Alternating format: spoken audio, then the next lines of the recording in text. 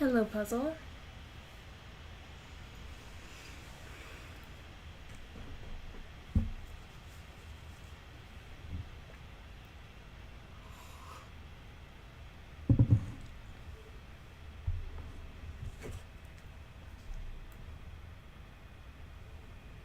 Hi, Silas.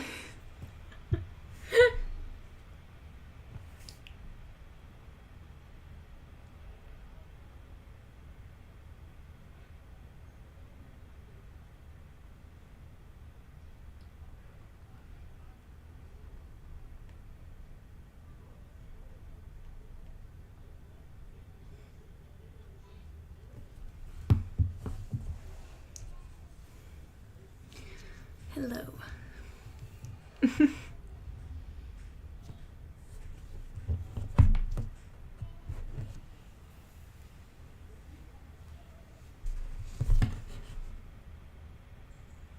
Mm-hmm. Hello.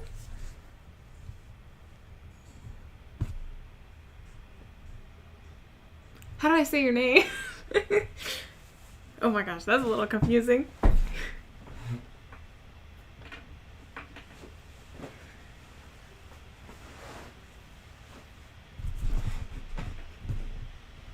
Like, Dago? Or... Oh my gosh, I'm sorry if I say it wrong.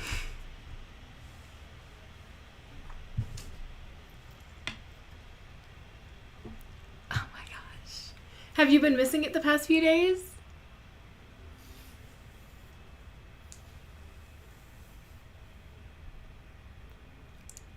Day. Cool. That reminds me of on the Medea movie. When the girl calls me, she's like, Byron.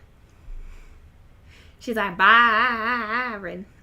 It's funny. You have to watch it. You have to watch it. But she's the baby mama. And it's funny. It's funny. You have to watch it. She's like, where's my money, Byron? It's like, for your baby.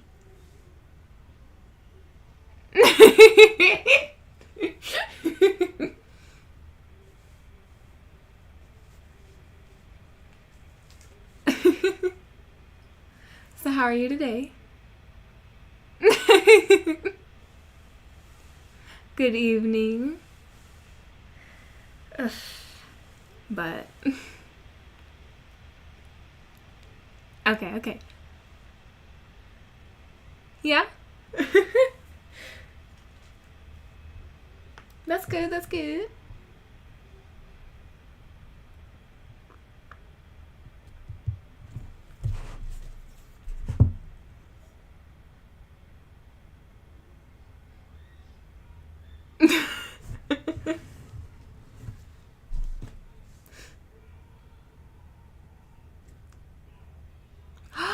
You haven't seen us play Five Nights at Freddy's, have you? Or Drive, or School Time, or we play. No. We've played Mr. Mix, Teddy's a good one. Night Shift at Chuck E. Cheese's was fun, but so confusing. You did. I'm sorry. We're on chapter 5 of part 2. So.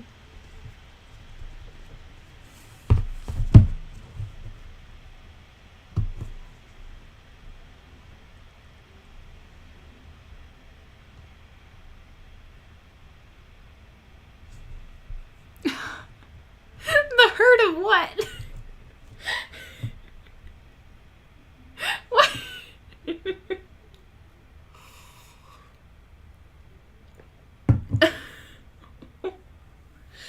Not exactly.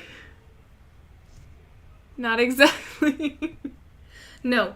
At this point, she's given birth to White Fang and his siblings, and the siblings died off because of famine. And... What? What?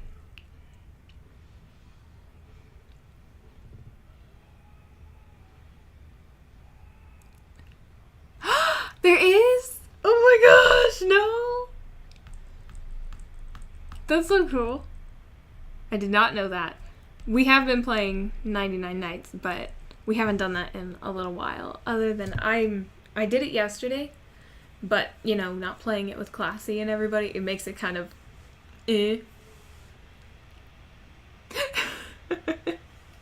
Pine cones. I love Ice Age. I love Ice Age. It's like one of like my most favorite movies ever. And I don't really like movies, but I really like Ice Age.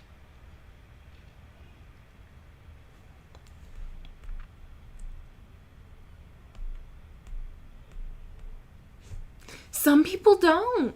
Some people don't. I don't know why.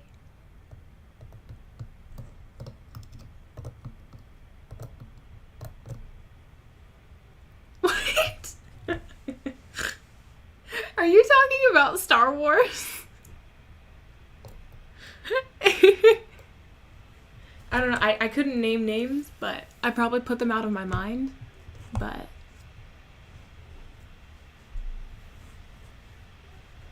I don't know what mine would be.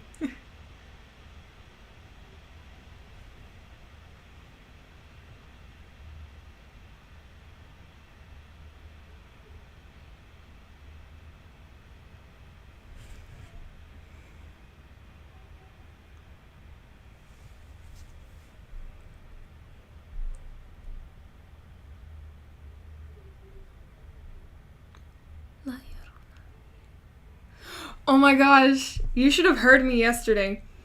I was reading. Let me find the word.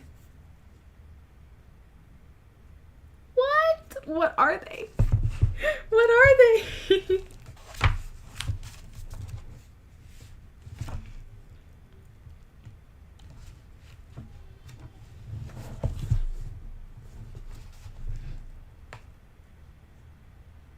Oh, so I was reading the word caressed on White Fang, and so I said caressed. I was like, Carr. I had to do it like 3 times, and Tony was the only one on, so he was just like caressed. I was like caressed. I was rolling it all together. He was like, oh, we're reading it in a Spanish accent now. Instead of caressed. Yes. I was like, caressed. And I was like, that wasn't it. Okay, so what ads are being done? Just so I'm aware. What ads?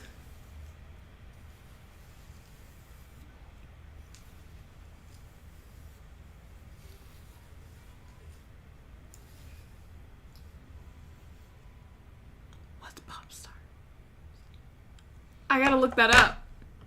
Let me look it up.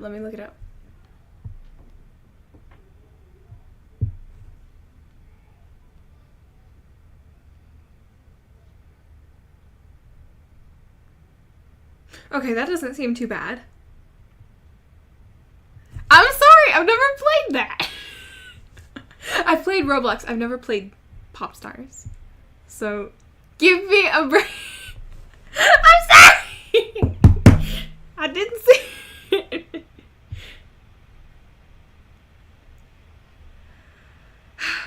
I'm sorry. Alright? Alright? Give me a break. I'm playing mostly horror games on here. Soft horror. With, I remember. What game was it we were playing? Oh. I did!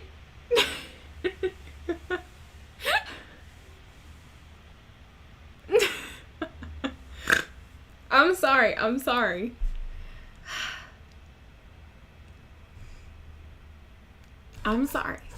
Alright? Give me a break.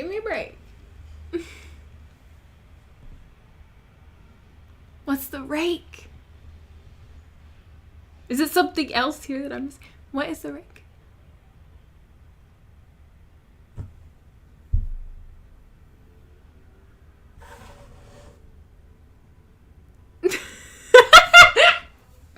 I'm sorry.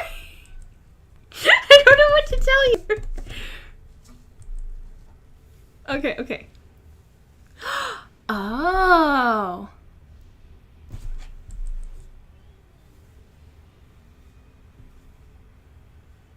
He is enraged. You like him? I love him. I love him. Hold on. Hold on. You have to get the whole scene of it. It's like a whole... It's a whole thing. Aw. Not quite, but thank you. Yes, I love it too. But, if I play this... Yes, medieval. You got it right. That's perfect. Once I can do my hair curly again, with long curly hair. I don't think you've seen that picture of my hair really long and curly, but I want to do, like, you know the classical paintings? Where it's... Here, I'll show you. I'll show you a picture of what I'm talking about. But I would like to do a look that's like Grecian art and... My gosh, Doja Cat. Ain't she gorgeous? She's just gorgeous.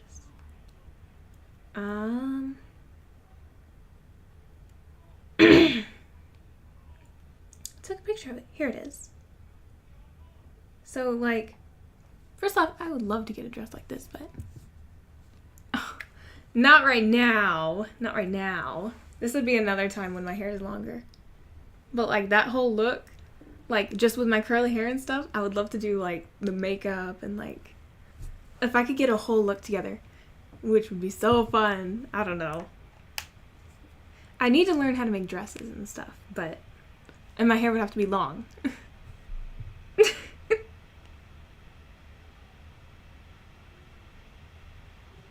Like, I can do a curly updo and get away with it? What?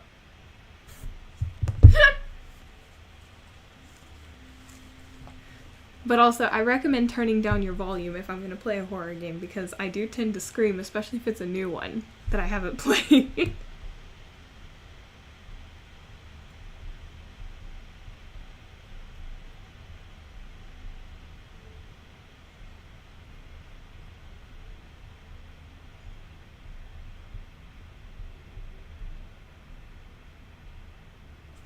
Oh, but...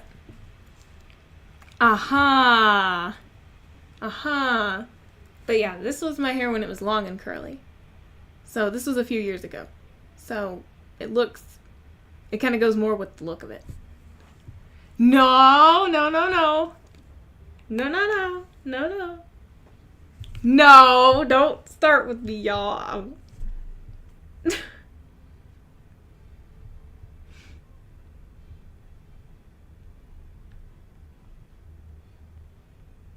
No! No!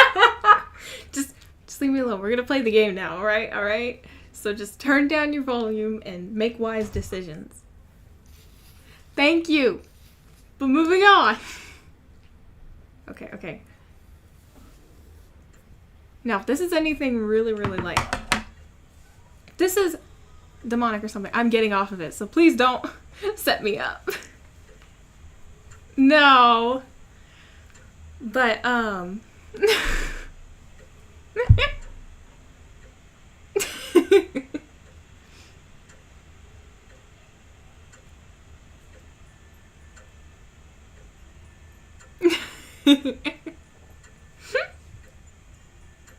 Yes, I got it. I pulled it up, I promise. It's loading the animations. Is it a graphic game?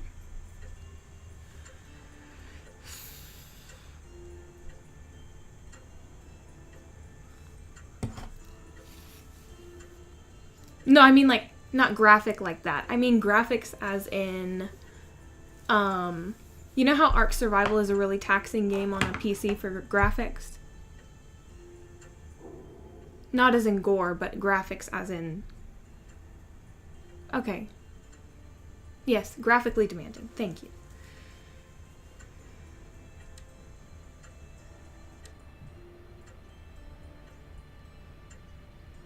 Okay, okay.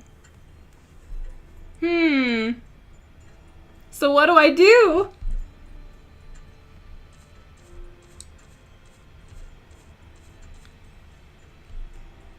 So what do I do?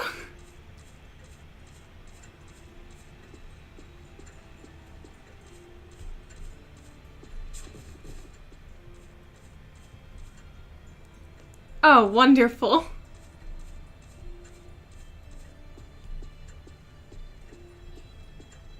Oh, that's terrifying. Okay.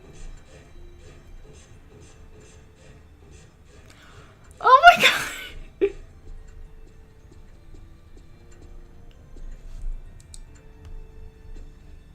What is the flashlight for?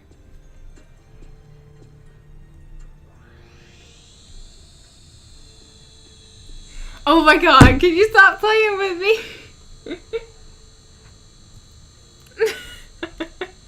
Oh my god. Okay, so let me move that over here since my face is going to be more over here. Looking over here, so. Oh my god! Why did you... You didn't tell me what the lights were for! Oh, shoot, shoot, shoot, shoot, shoot, shoot, shoot, shoot.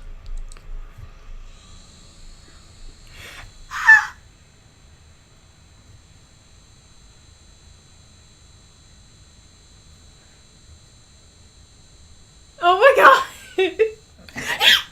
Oh my god! Who are you? You jerk!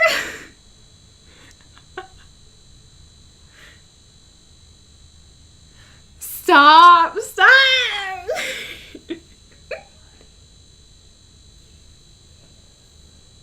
Stop playing me.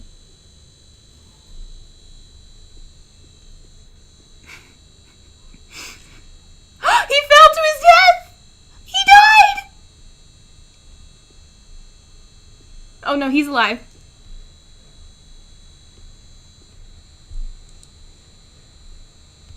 So what are the lights for?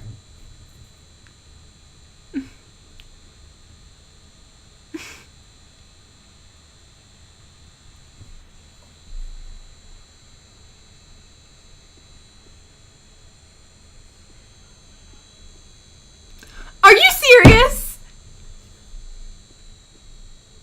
Are you serious?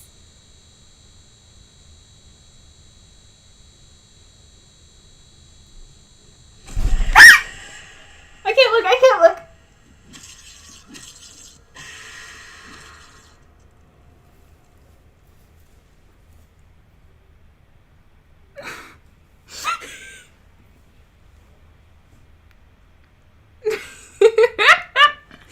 I am not.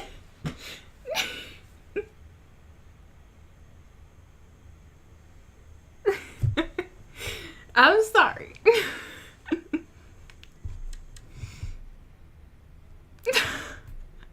Don't laugh at me. Oh, shoot, shoot, shoot, shoot. Nope. I'm good. I'm good. I'm good for now.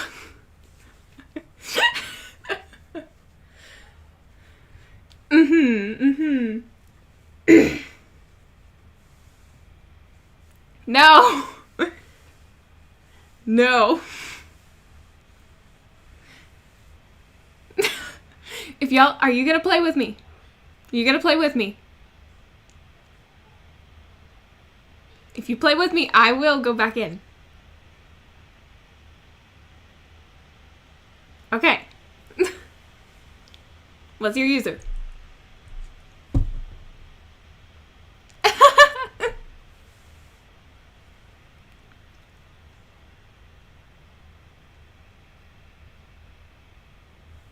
Tell me your user so I can send you a request.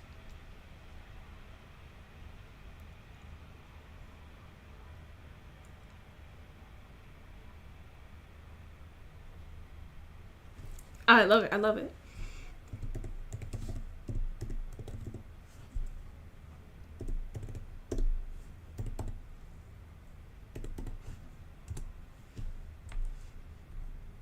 Alright, I sent it.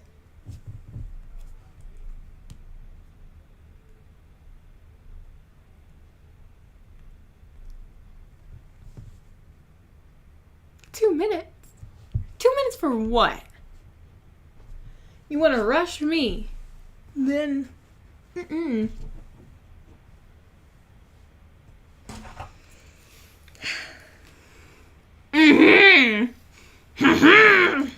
Whatever you say, whatever you say. Excuses.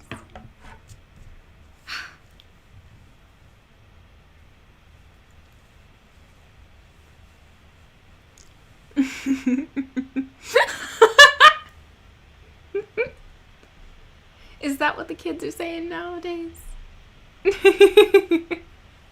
That's true. But I'm allowed to make excuses. I'm the boss of the stream, so that's how it works.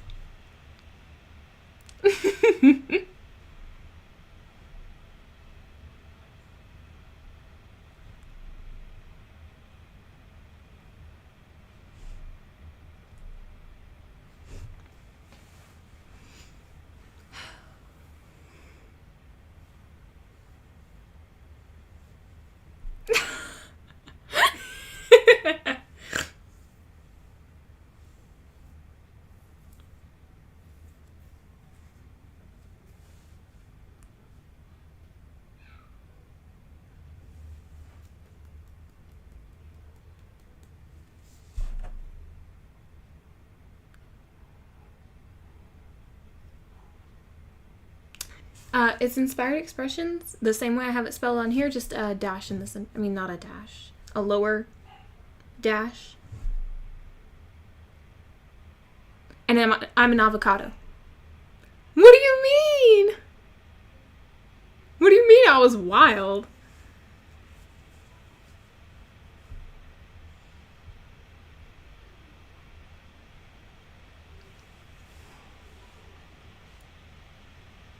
I was pretty blah yesterday, so you better explain.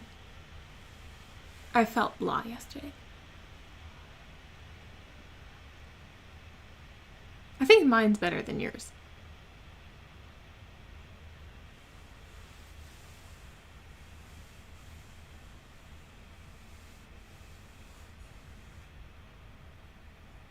Fly? What?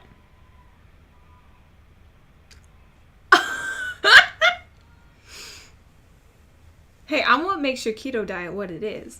So, you can give me a break.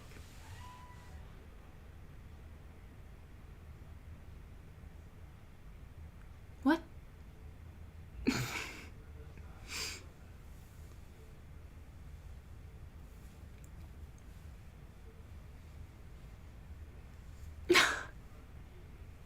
What? I'm so confused. What are you saying? Oh my god. So, I have a voice that I do when I'm trying to irritate my sister. So we were working at my brother's house.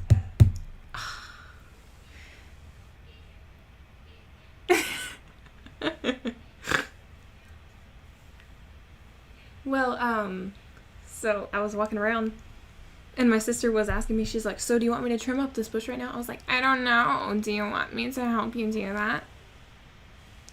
Okay. And so she was like, can you just shut up? I was like, I don't know. Can I shut up? And so I was just walking around like that the whole day while we were trimming the bushes and stuff.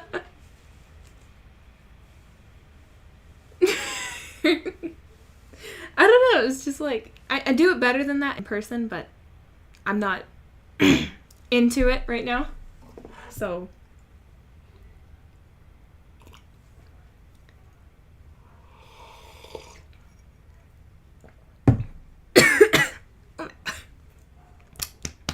I choke a lot, don't.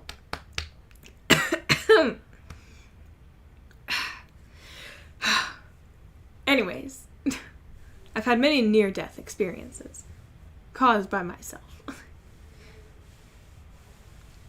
But so we had this older man over who's a friend of my brother's who helps my brother with stuff occasionally.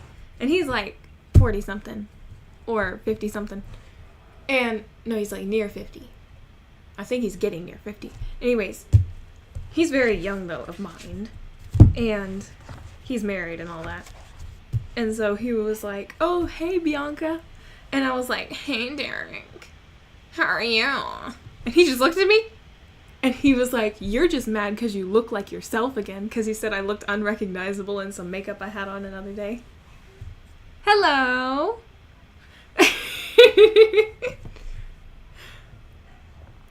Because him and his wife came up to me and they were like, oh my god, you look unrecognizable in this makeup you're wearing. We didn't know who you were for a second. So he was like, you're just mad because you look like yourself. I was like, that's crazy.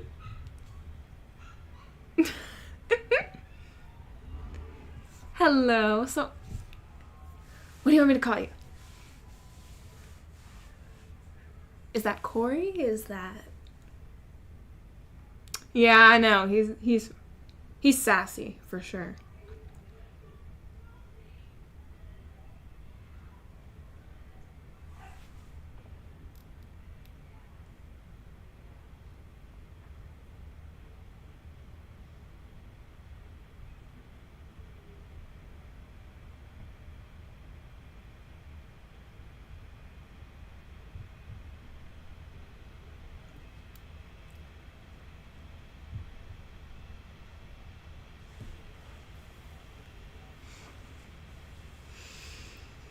But, yes. Okay. Sorry. Oh my gosh. Pongi. Okay, so you are Pongi. Okay. But, yeah, it's Pongi. You didn't give us another name, right? I think you just said Pongi.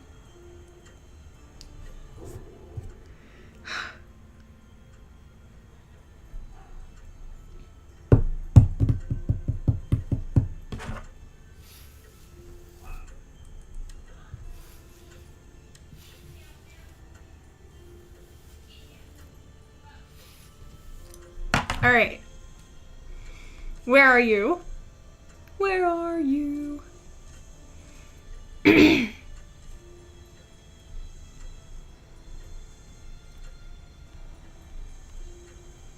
Yeah, no, we call, Silence, we call him, Silas. Like Love in Deep Space.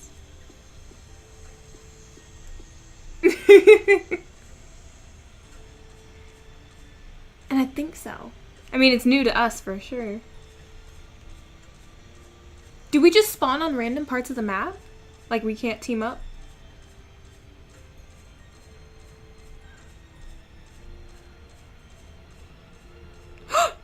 Oh, shoot!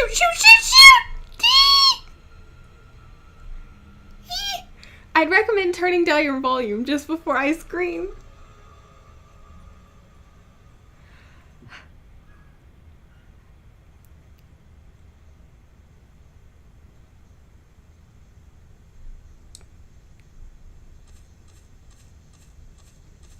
I did.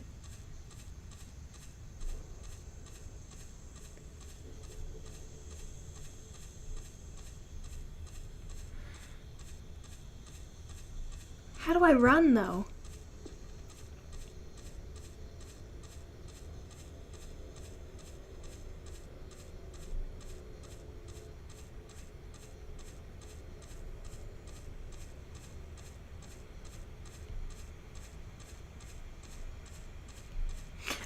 I'm on an iPad, not on a computer.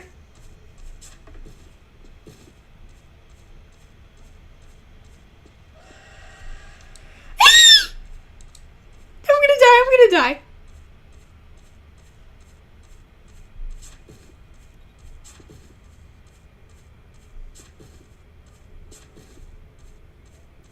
I'm trying, it's not doing anything. Oh my god.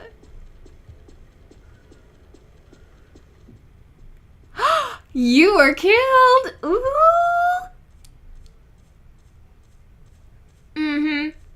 Look who's still alive.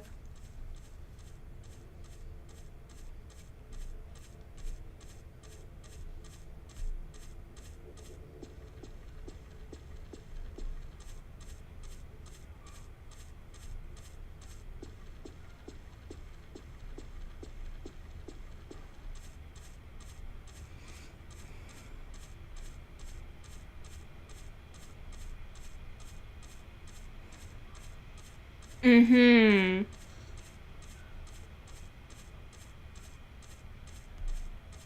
Why is there so many trees?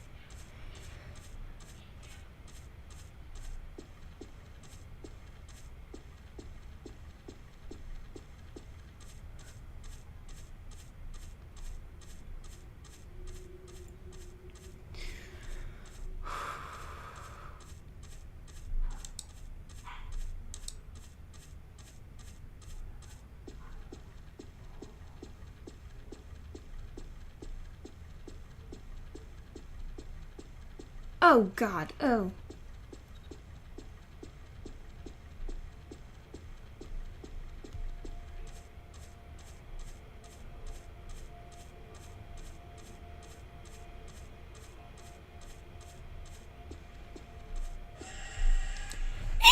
It's gonna get me! It's gonna get me! I know it! I know it! I know it! Ah!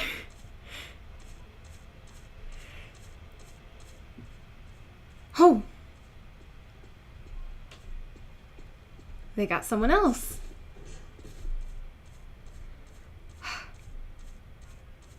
How am I alive?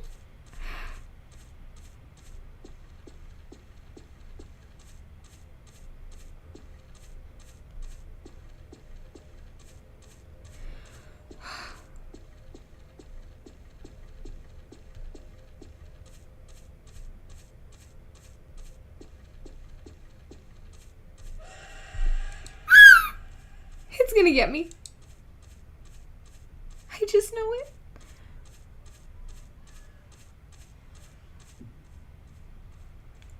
You were killed again? No, I'm not. I am not getting the power. I am not doing that. I'm not doing that. Ah! Couldn't we play something easier like Five Nights?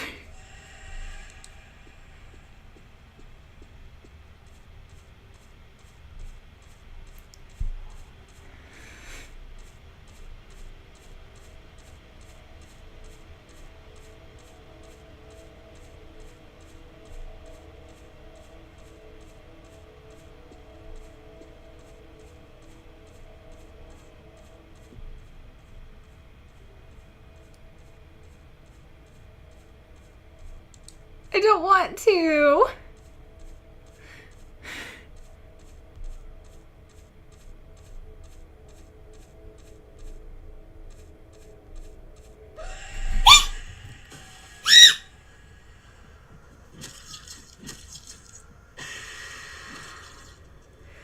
Okay, that wasn't so bad.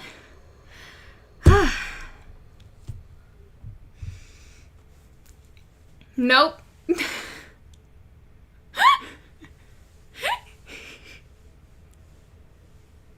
I can't even run. I'm basically just walking away. I'm walking like it's casual.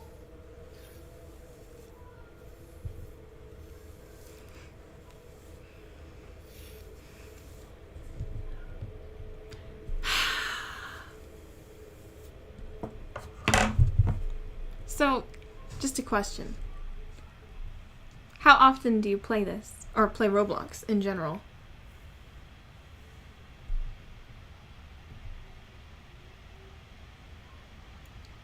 Silas. Not today, but I've been thinking about what I'm gonna do next. I'm deciding, but I don't know yet. I could do some today maybe, but you would have to give me some ideas.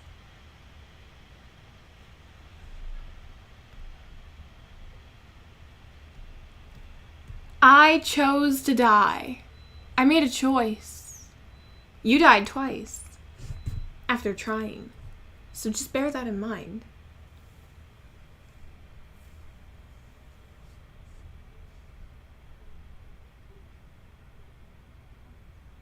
Mm-hmm. You know what? You might be able to figure out Chuck E. Cheese. The Chuck E. Cheese one. Would you try that with me? Please? Aww. Okay.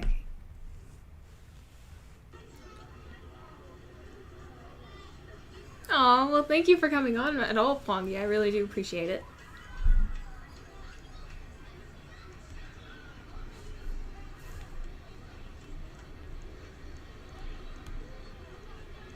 Who's the little ducky? Oh my gosh. Hello, little ducky.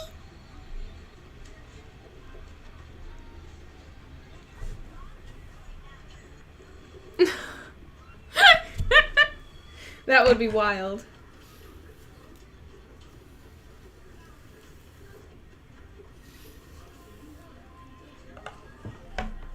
Here, I'll invite you, though.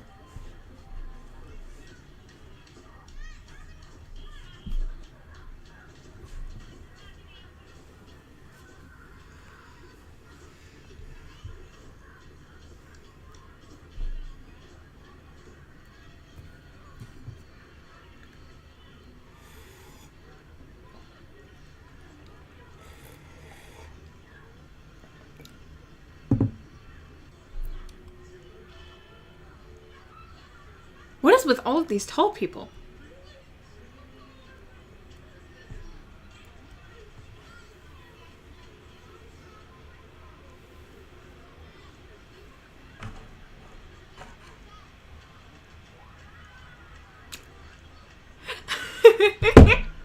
That would be very interesting, but I'm not quite sure.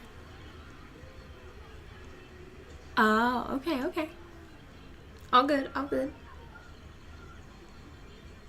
So this one is a little bit more complicated. This one, I haven't been able... Me and Classy tried it for a while, and we were not able to find the keys we were needing because we kept getting sidetracked a bunch. So, maybe you can figure it out with us.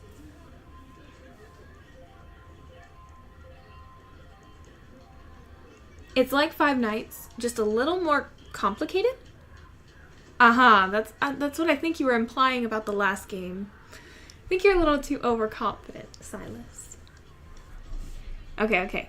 So, okay, the setup's different because they had an update. So, play story, and I'll create a party. So, night 1, 3, size 3. All right.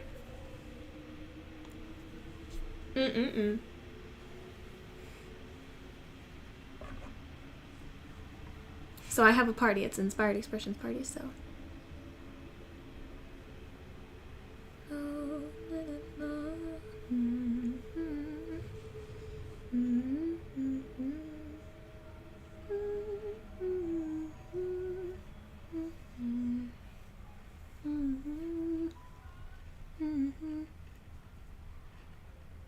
All right, ready? Let's go. Uh-oh. Hello. This is not where you normally start.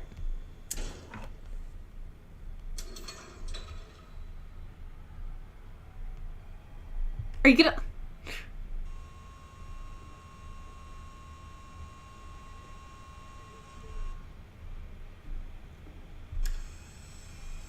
Someone's up.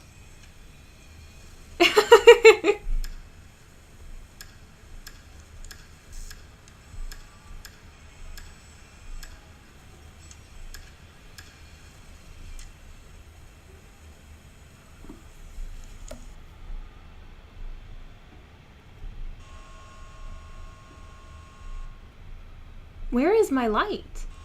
They gave us a flashlight the last time. I hate this place. That's what I can say? I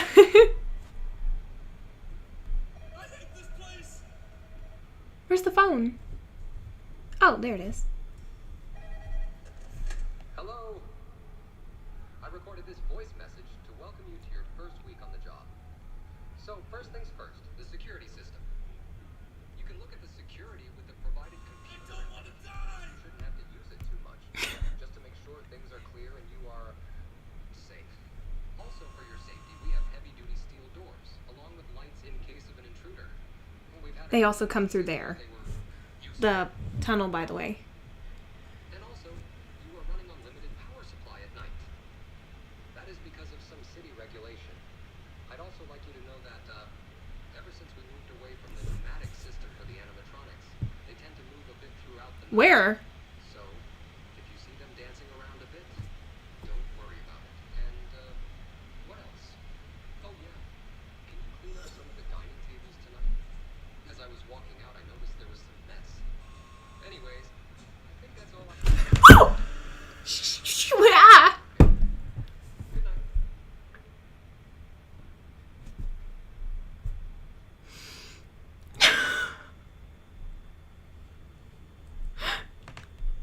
Well, thank you for letting me know. Of course you did. Okay, so you heard what he was talking about the dining tables, yes? I thought many words all at once. So if you hear him mention the dining tables, what he's asking is that we go to the tables and clean them as we look for the keys, as we go along through the place. And obviously you can lure them certain directions on accident. And so also we need someone watching the tunnels, the doors, and the security. Or 2 people doing that, and someone goes and cleans the dining tables and gets the keys. Or 2 people go, one draws them this way, one person draws them the other way, while one person's working. I don't know. We could all go together, we could all go separately. Depends. Whatever y'all want to do. So let me just set up a...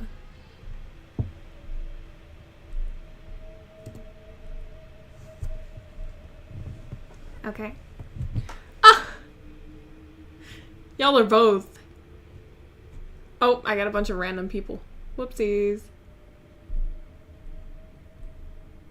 No, no, no, no. No, no, no. No. Oh, there we go. Y'all can do rock, paper, scissors, or whatever it is. I'm sorry. I'm sorry. I'm sorry. What? I'm sorry, what? I did not?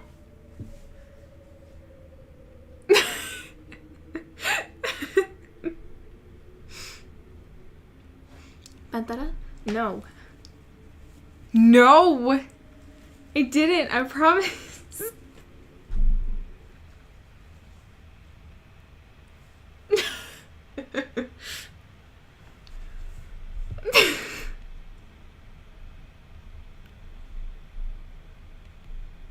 Okay. So I don't know how we're gonna do this without a flashlight.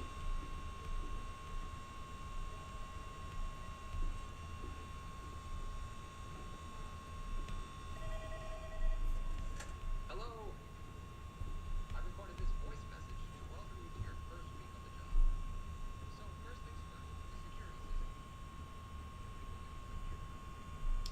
Oh, there we go. I do have a light still.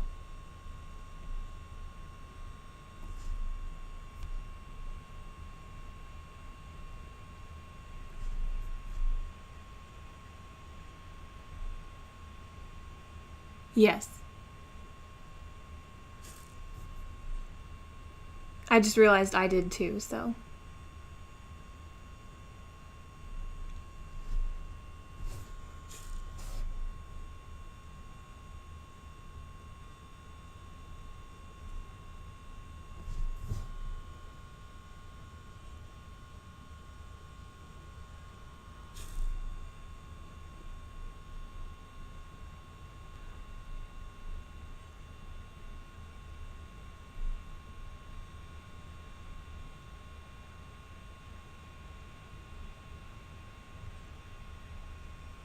Okay, I'm about to do a mad dash back to the place. Back to the office. Okay. Woo! If someone's there, that's gonna be this side. Or the tunnel. Hopefully neither. Here, you got the left?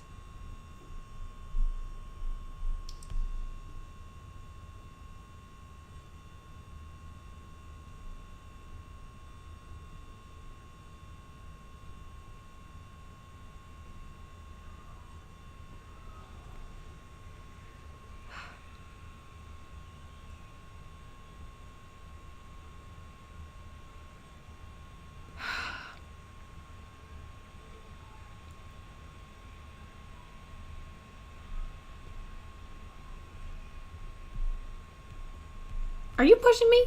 Why are you pushing me? Where are you going?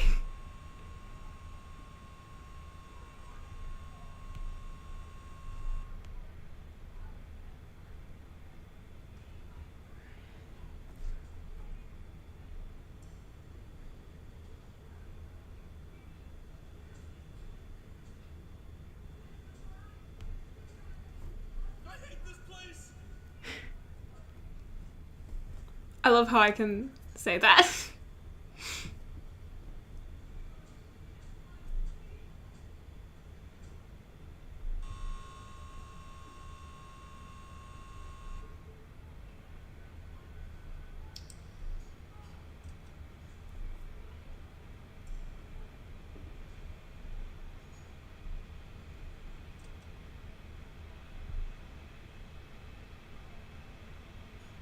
Did you leave me here alone?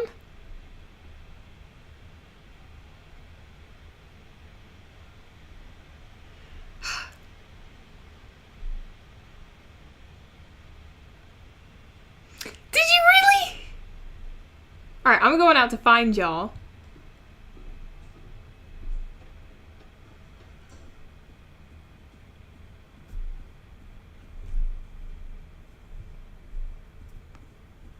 Yeah.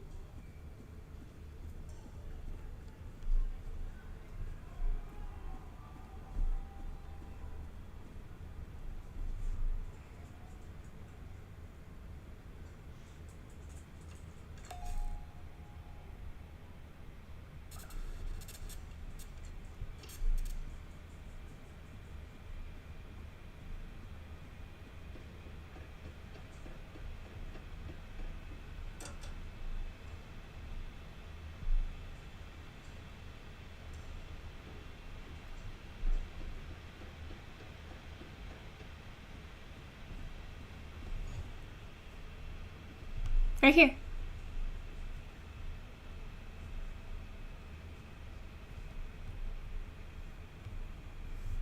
Why would I want... Oh my god, I forgot you can dress up in that stuff. Oh my god! Oh my god! Ah! No, no, Munch! No, no!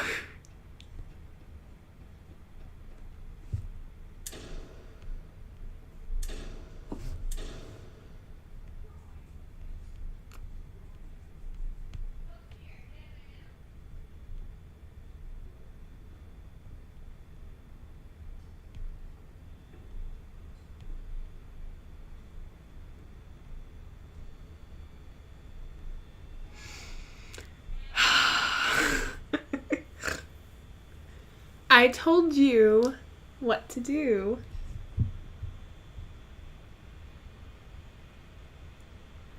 Okay, so y'all are both dead? Oh my god!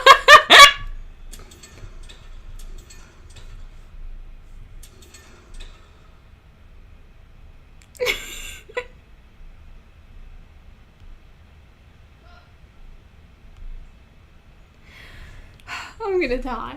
I'm gonna die, I just know it.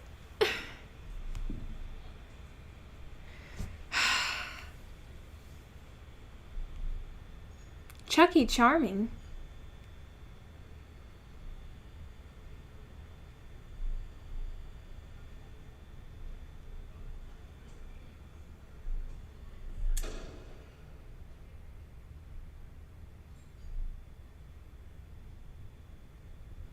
Not unless you pay for it.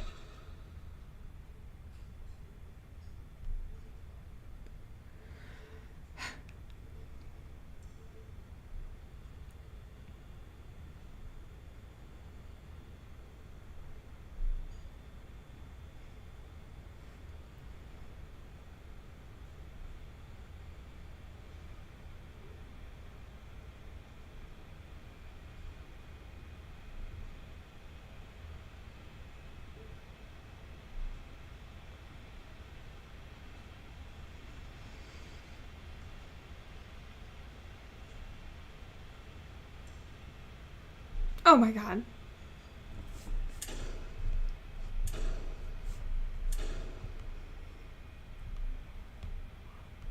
Do you know who it was?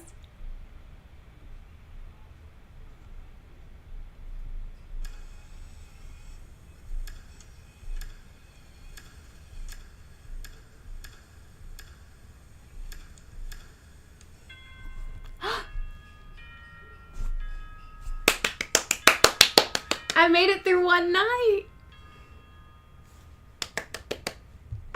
So, Munchie.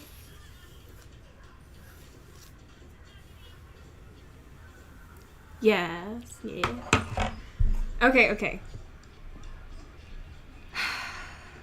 Well, we can all do night 2 together. Do y'all want to do night 2 or do y'all want to play something else?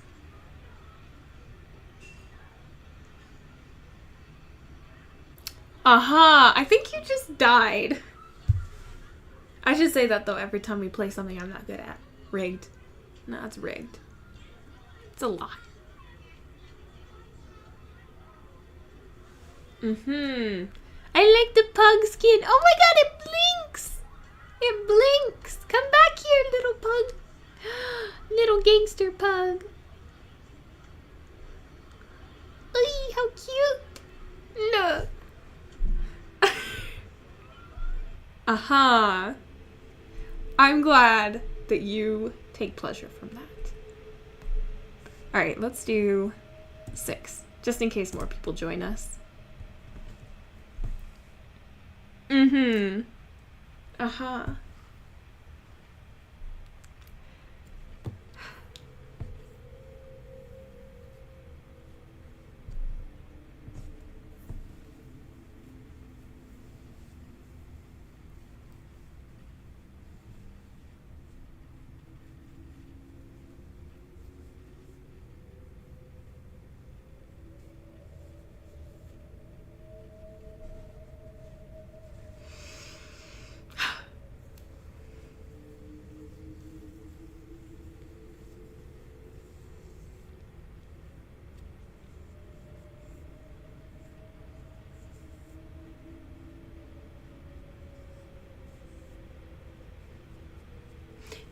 Silas probably got busy, so we'll give him a second.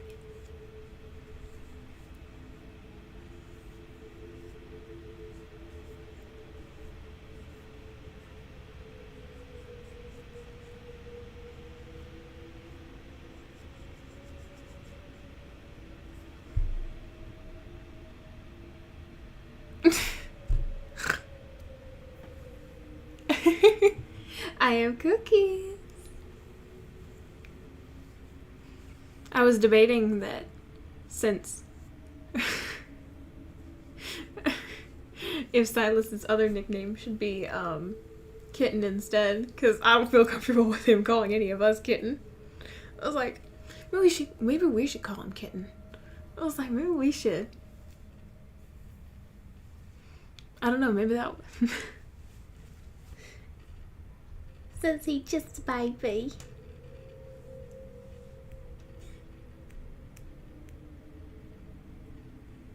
I don't know.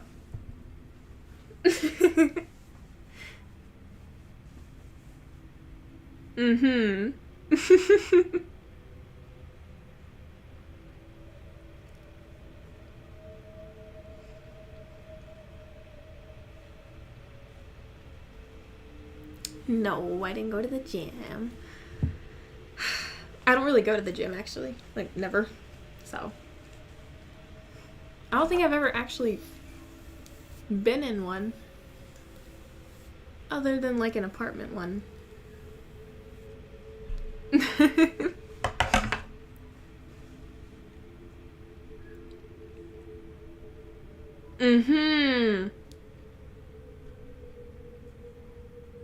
Spider-Man.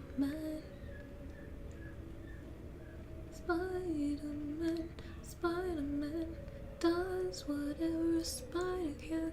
Spins his web and he sighs. Catches thieves just like flies. Look out. Here comes the Spider-Man. took you long enough. Okay, okay. I'm not lazy. I do work out when I have weights. I don't have weights anymore since my brother moved out. Hi, Kaka. I'm so sorry. I totally missed you. Hi. Okay, okay.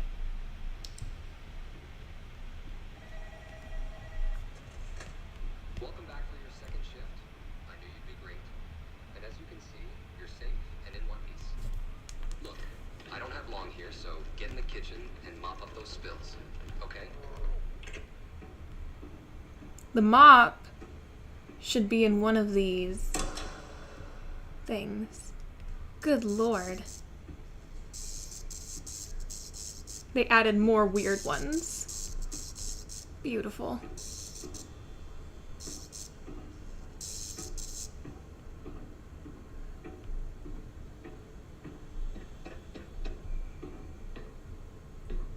Spider-Man spins his web and his eyes catches thieves just like night. Here comes the Spider-Man.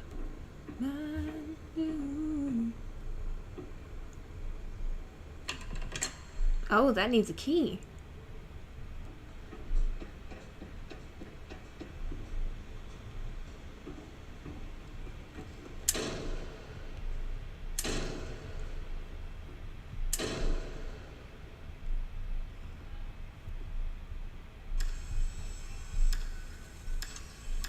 Oh, the blue guy fell down.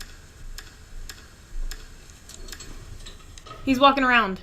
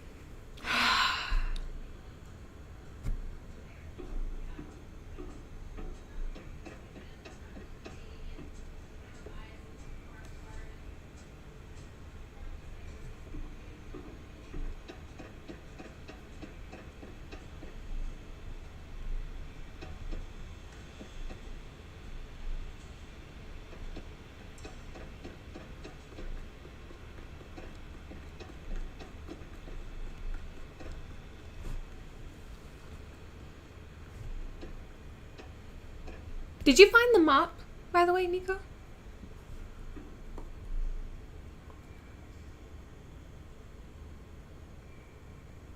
What? What scared you? Thought you couldn't get scared.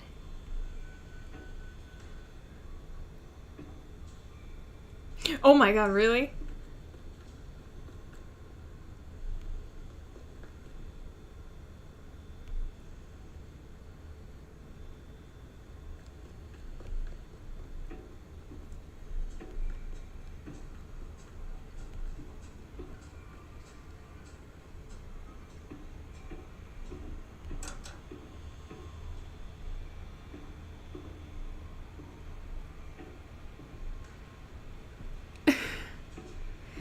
It's because you keep going out there alone instead of waiting for the team.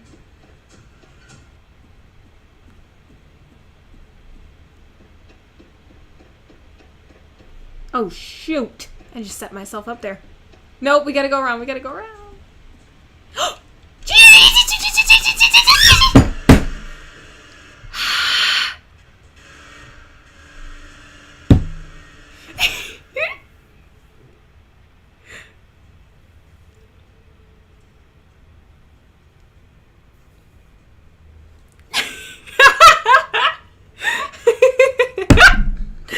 I'm sorry.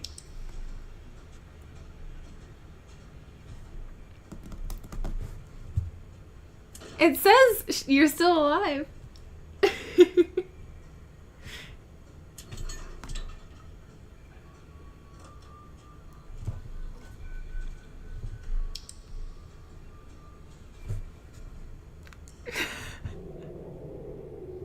It says you're still alive, so I don't know what's up with that.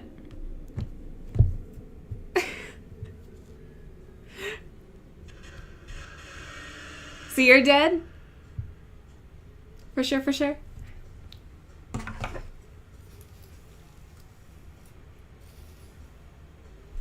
Oh, you're not. Then keep moving.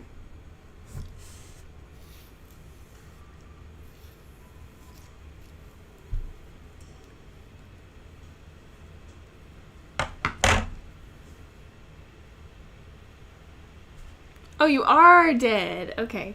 So it's lagging or something. Okay. Do you want to do that again or no? Do you want to do something else?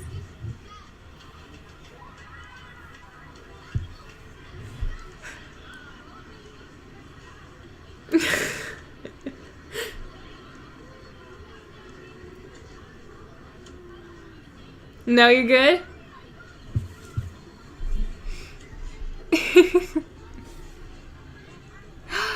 Ooh, you can play 99 with us.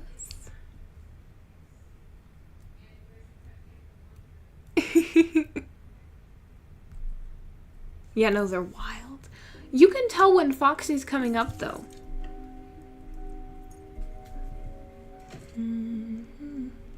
If Silas won't take over the crockpot, I will.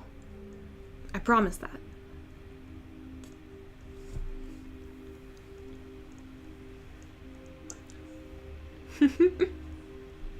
No, you have to listen for their steps. That was the confusing part, is our steps sounded like their steps. So I was like, why are our steps heavy? I was like, either someone's walking around, or only when walking around when I am, or something. I don't know.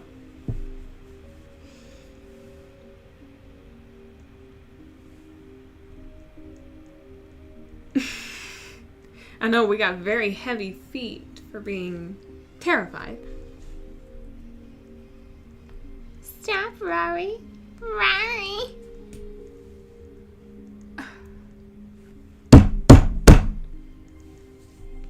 Alright, alright. Are you jealous of blonde people? Silas.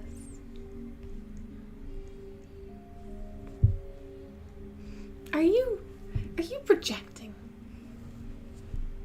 I'm just saying via the avatar. Unless you are. Then it's a little bit funny.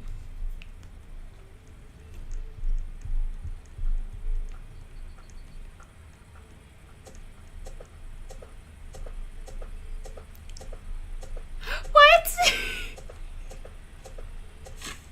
What does that mean?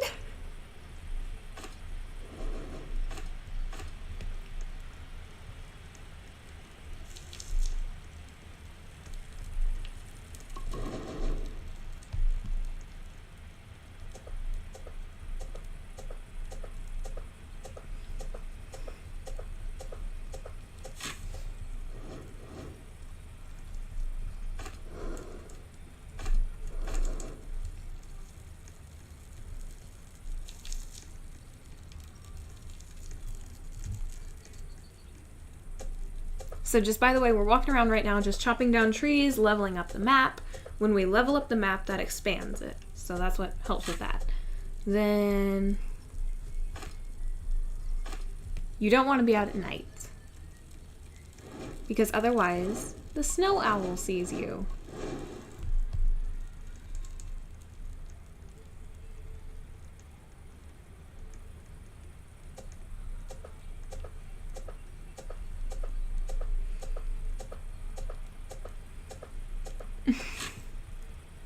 How are you doing, by the way, Kaka?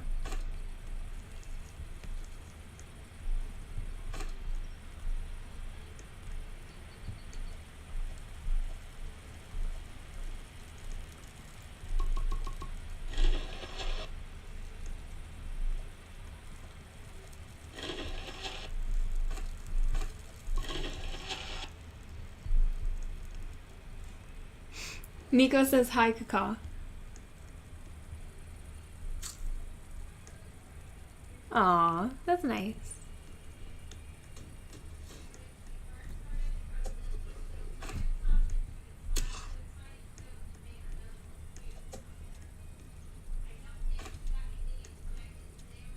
Wow, they made the wolf chasing better. Nice. Already? Revolver or rifle?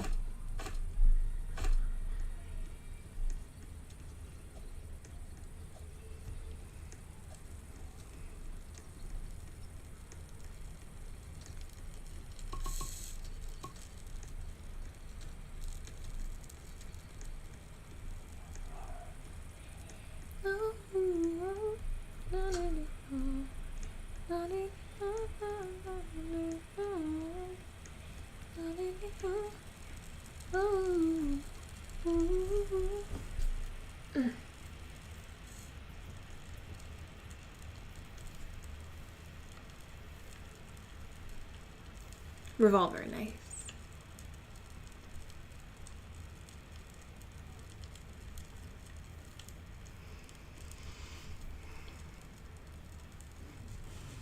Oh no, I have a revolver because I bought the Ranger set. Not if you get over here. Don't make dumb decisions.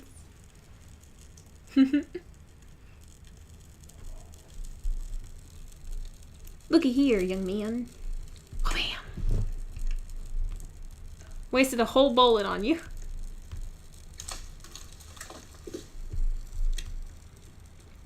Where are you going? There's the deer. Running away.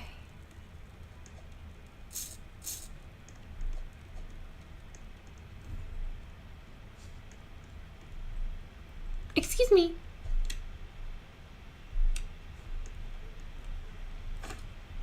Excuse me. I was here first. That gave you no right to do that. Did you even say please? No. So rude.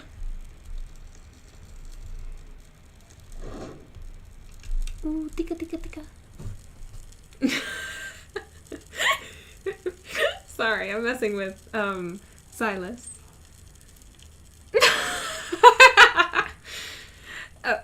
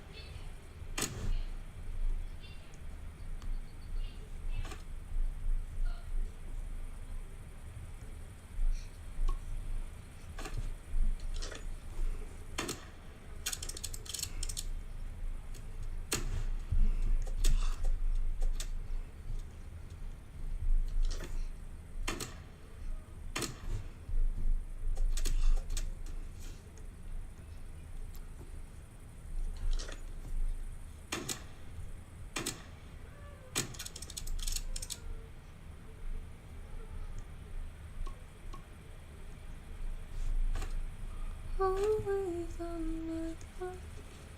my mind.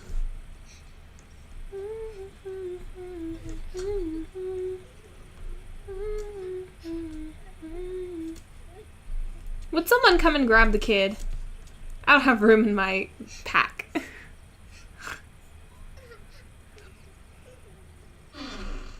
Oh wait, now I do. Now I do. Never mind. I'm all good. Thank you. Thank you so much.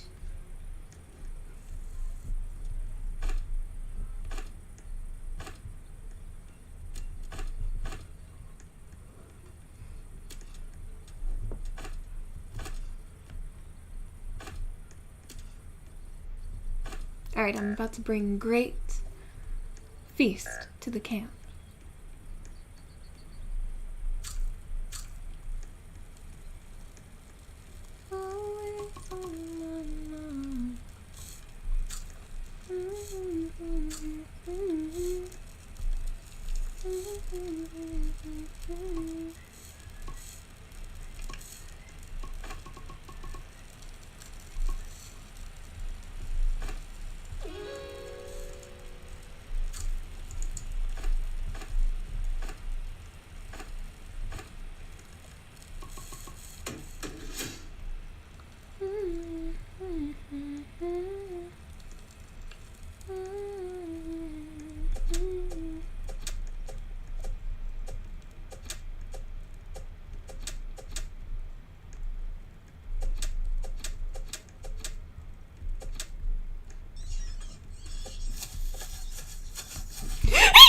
Oh, shoot!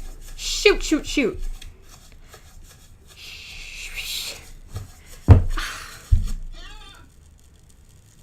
What?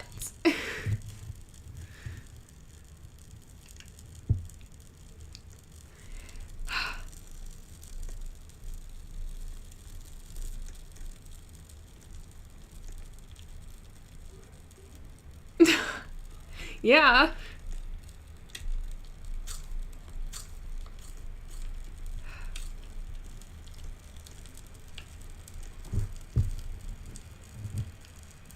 Mm-hmm.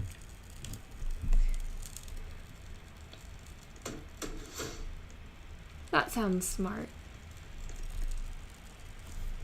Always on my mind. She was only 16. Only 16. I love her so. That I was too young. And I was too young to know. We'd laugh and we'd sing and do the little things that made our hearts glow.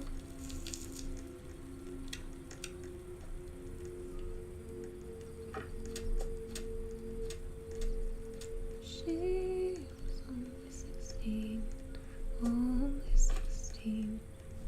I loved her so, but I was too young. And I was too young to know.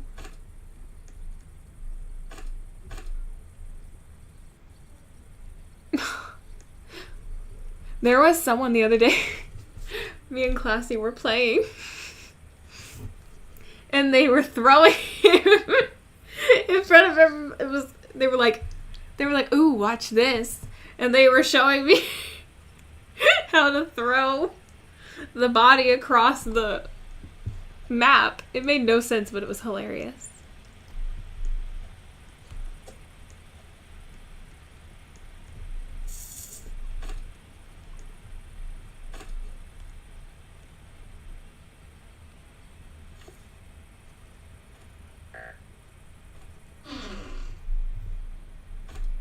We'd laugh and we'd sing and do the little things made my heart glow.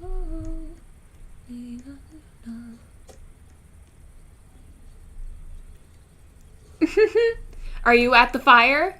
Are you at the fire? If you're at the fire, you can be safe. I was too young. I was too young to know.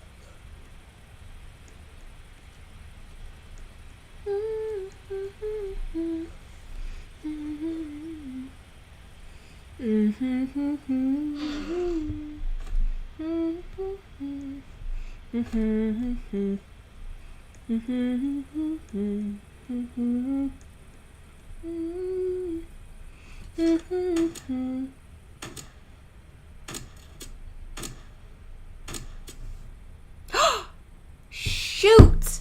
I have a bandage where I'm at, but don't come get me till tomorrow, please. Ooh, my legs hurt.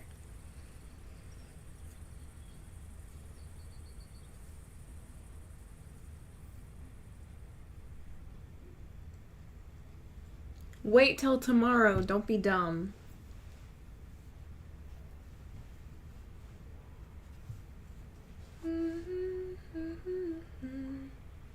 I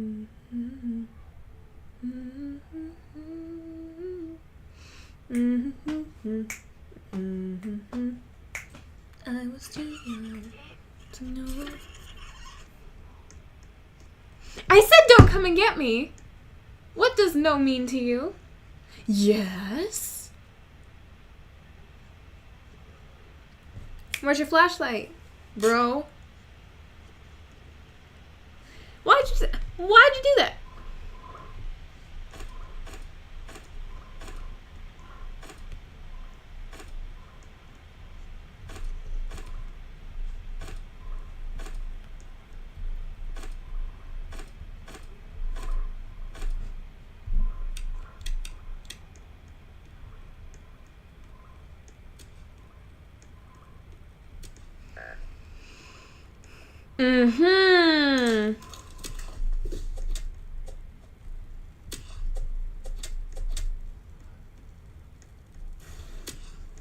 Shoot.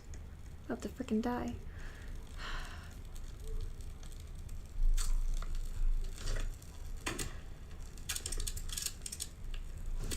Shoot!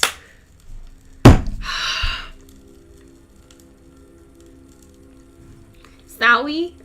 That's interesting. That's hilarious. No means yes. Yes means no. I should have just been like, yes, come over here. Come get me. Save me. Save me. But no. No. Now we're both dead. You dingleberry.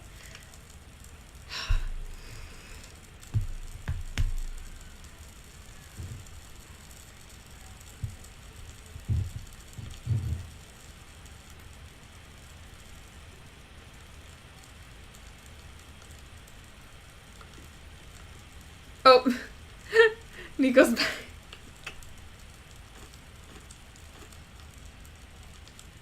I tried to help. A lot of good that did, honey. A lot of good.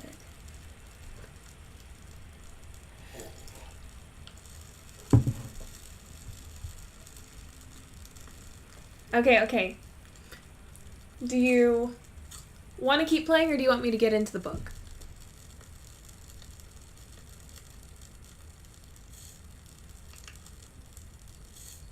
Aw. I'm not. I'm dead. Oh. Nico, are you ready for the book? Aw.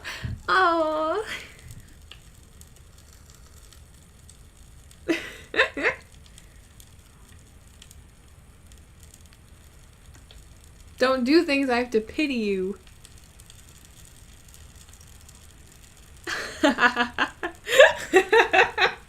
No, now I'm gonna do that all the time now. Now I have to.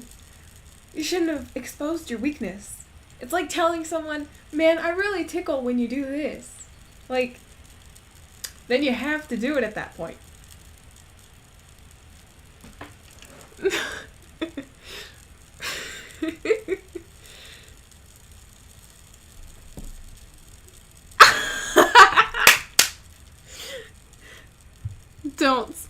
Don't start.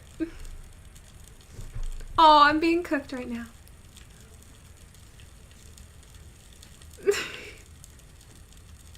Nico, are you ready for the book, or? Why'd you revive me? You revived me. Alright, let me go get the little dingleberry.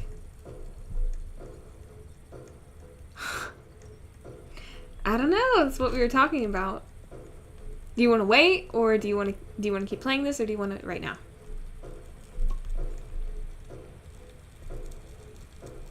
Yes. Okay. So then we can wait. Okay, then we can wait. Oh, look at him. Oh, dead. Oh. Okay. Oh, you almost feel bad.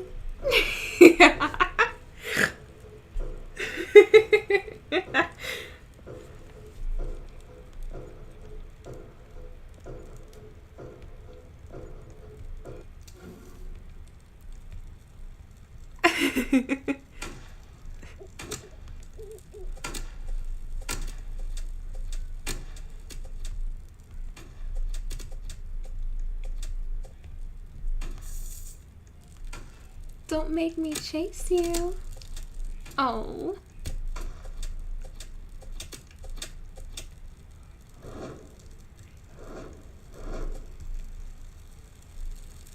I was too young to know.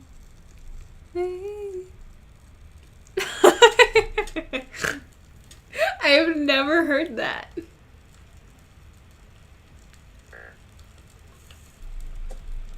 I like it.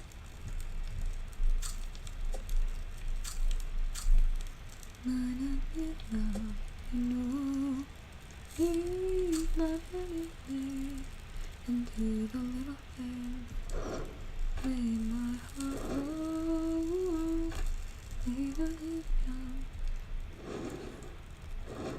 And I was too young to know. Stop throwing things in there. Stop that.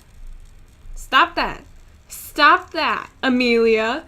Amelia, stop that. Good Lord.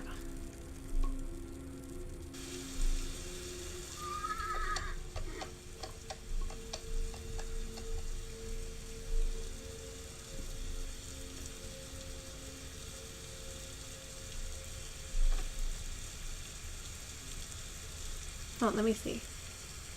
Oh, whoopsies. I want to throw you, but how do I do it? Like, I don't know how. Oh, why'd you do that? Why'd you fix him? Why'd you fix him? Now we can't pity him anymore. Uh-huh. Uh-huh. Uh-huh. All the girls in the business. Oh, no, nothing. No, ain't no hollaback girl. It ain't no hollaback girl. Few times again round my check. It's not just gonna happen like that. 'Cause I ain't no hollaback girl.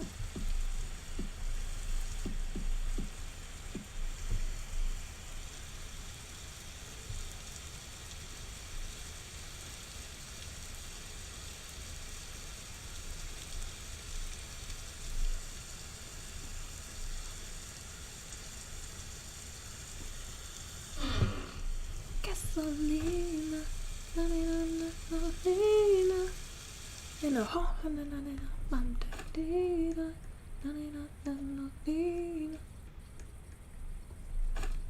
That's what I want to learn how to do, is like the it's like really rough. And like when they really exert their throat and stuff, it's like so cool. And like make it all rough. It's so cool. Here, little Arctic foxies! Oh my god, y'all are all three running after me. It's okay, I got you all. I got you all. I got you all. I got you all. Come here. Not even one pelt.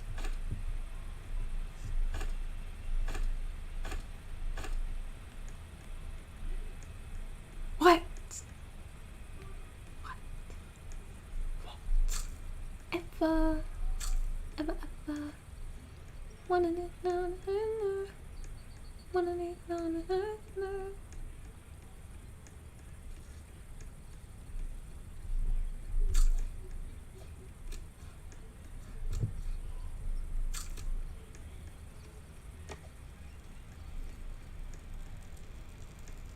Where's the snow owl, though? That's what I want to know.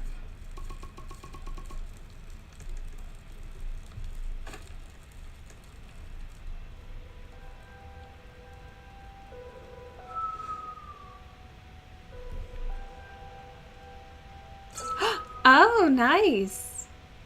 Beautiful. The owl has woken up. Okay.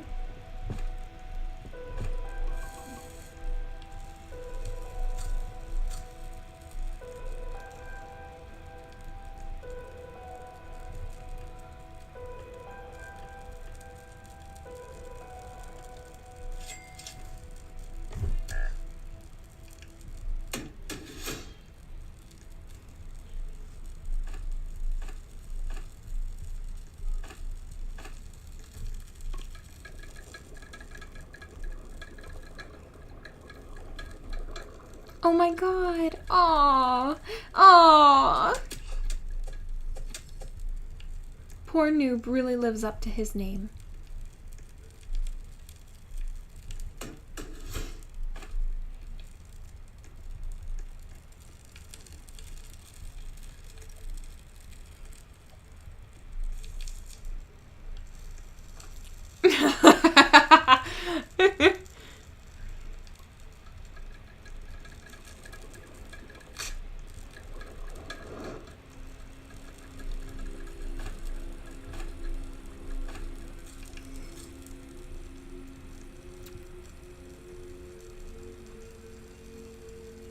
Aw, okay.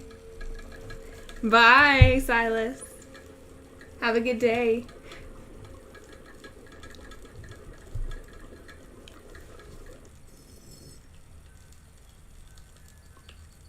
Mm-hmm.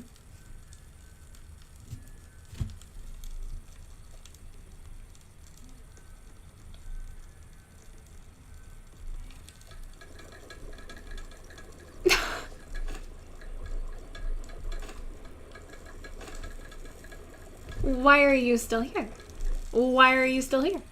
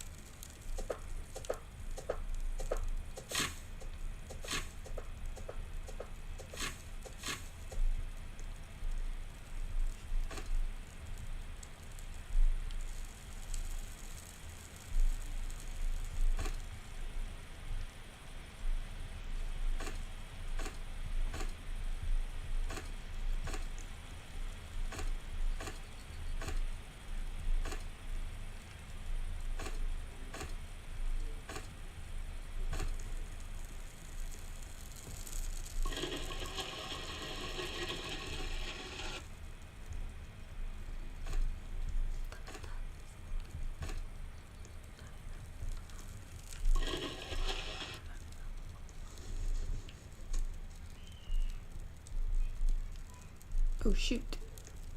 That thing will watch you and start chasing you in the camp. It's pretty crazy.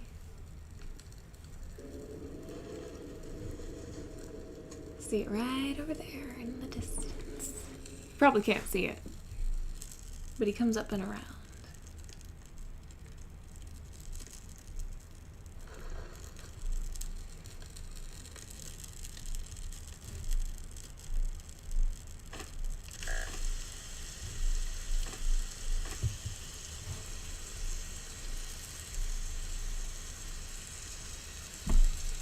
Mm-mm-mm.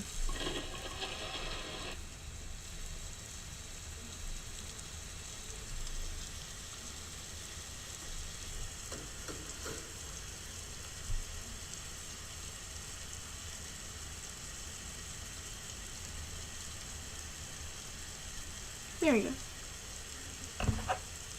Alright, I'll come and get you today. Just wait for the daylight and I'll come and get you. Only 20 seconds. It'll feel like eternity.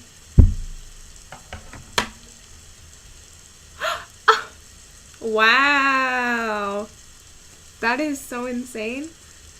No, this is 99 days. Can't even believe you said that to me. You gotta go now. You gotta go now.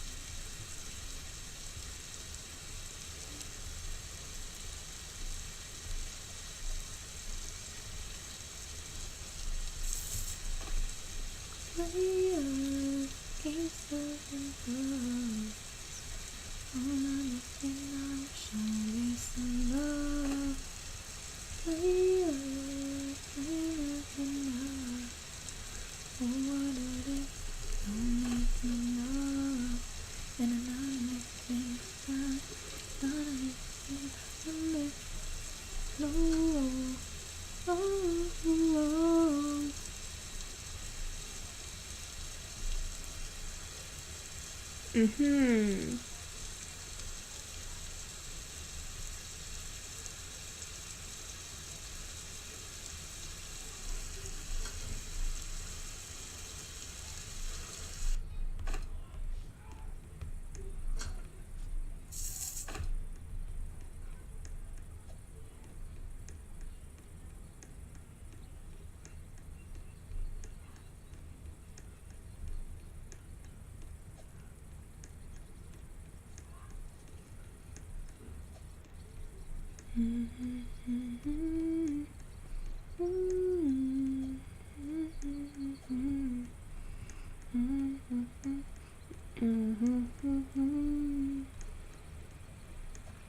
Tricked you how?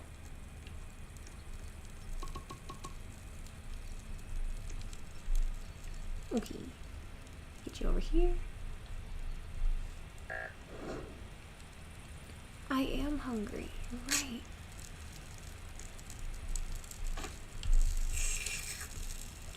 Delicious.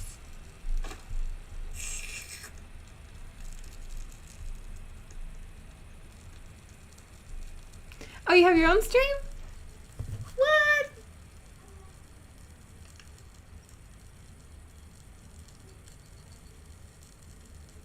Well, then I'm probably gonna check that out.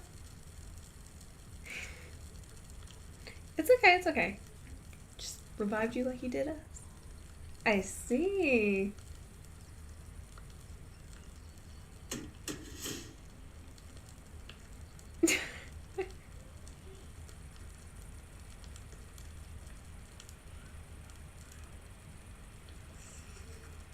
And no, you didn't trick me.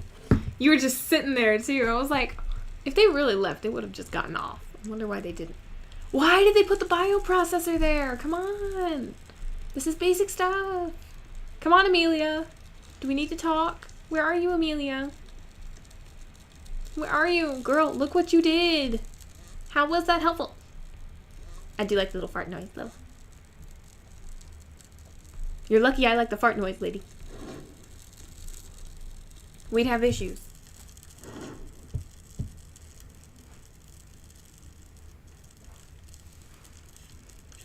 Play us, gangsta love. No, show me some love. Who is crying? What you got to cry about?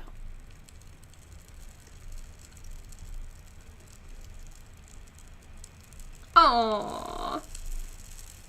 Poor Silence. All helpless and dead. I almost brought the bandage to you. But then I thought, no. But what are you going to stream about, by the way?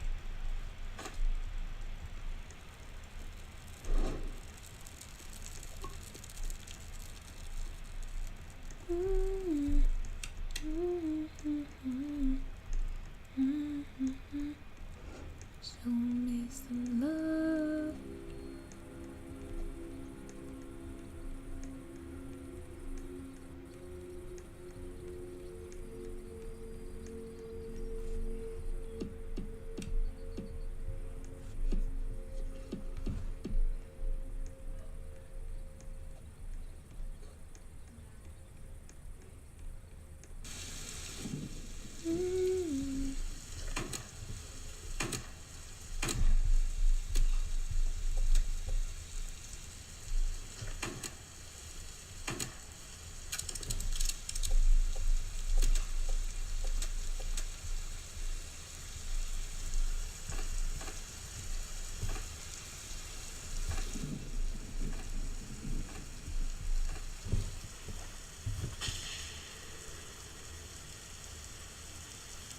What?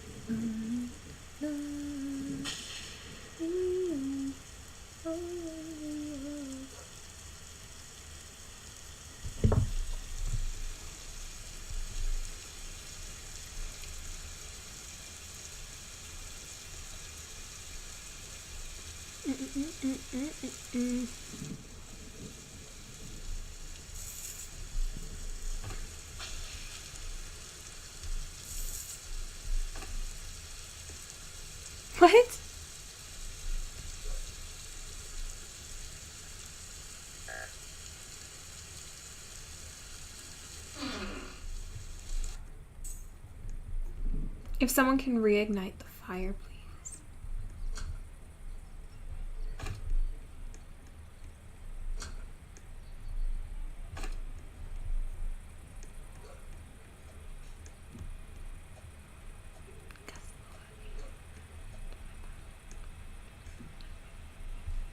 Oh, shoot. No, no. No, no. Bad dog, bad dog. Oh, two of you. No, no, no, no, no. 4 of you. How convenient. Okay. So, what are you gonna stream? What are you gonna stream? What do you stream about? Tell me. Answer me. Oh, thank you. Hi. Hello. Oh my gosh. Hello, y'all. How are y'all doing tonight? Tonight where I am. Hi, y'all.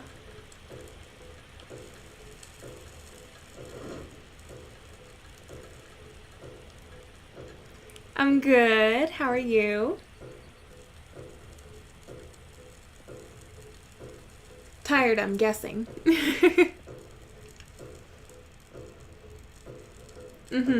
That's good.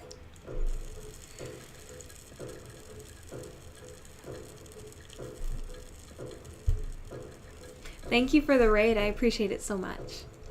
Sorry, I'm about to have like a battle part of the game and I can't really pause it. So if I am not able to give you any attention, please forgive me. Oh, I get that. Oh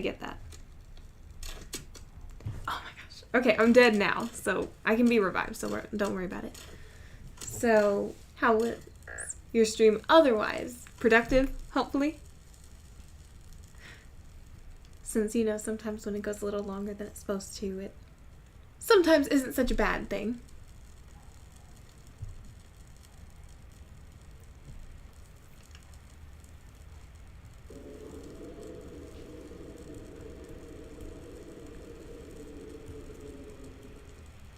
Oh, okay.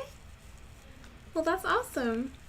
Well, so you're able to rest and you don't have to stick around too long. Have a really good night and rest up. So have a really great night. Thank you so much again for the raid. I really do appreciate it so much. Thank you for thinking of me.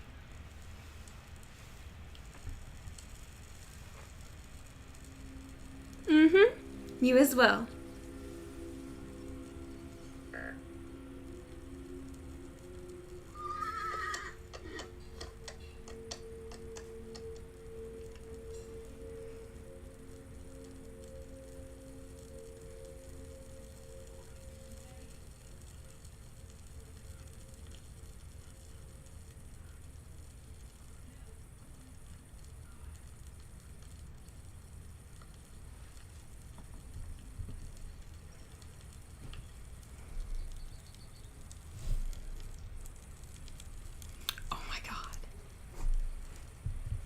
It's just me and Nico. I guess everyone else left. It's crazy.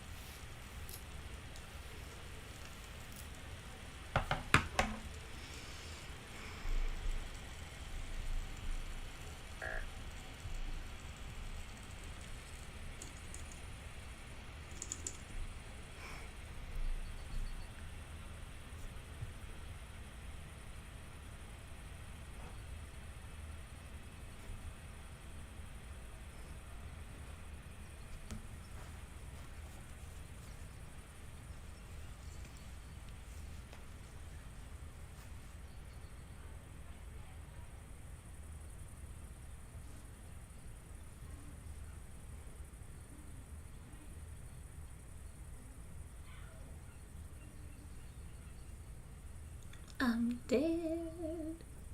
Dead as can be. Maybe I'll switch over to the book for tonight. I'm sorry, Nico, but I can't wait till 7 a.m. to read the book to you.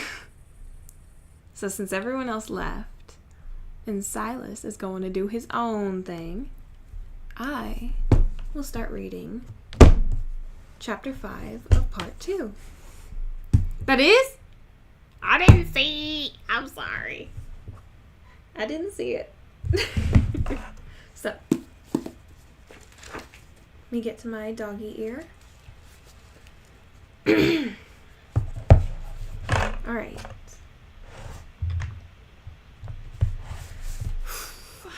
Chapter 5. This is White Fang by Jack London, for if any of you raiders are still here.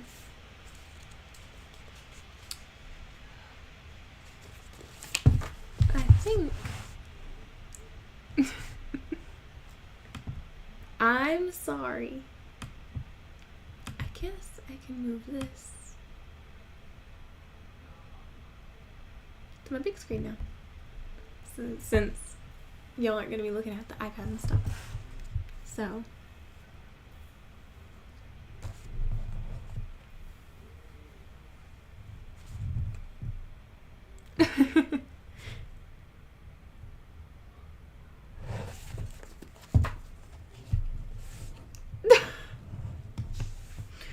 Whatever. Anyways, so chapter 5, The Law of Meat. The cub's development was rapid. He rested for 2 days and then ventured forth from the cave again. It was on this adventure that he found the young weasel whose mother he had helped eat, and he saw to it that the young weasel went the way of his mother. But on this trip he did not get lost. When he grew tired, he found his way back to the cave and slept, and every day thereafter found him out and ranging a wider area.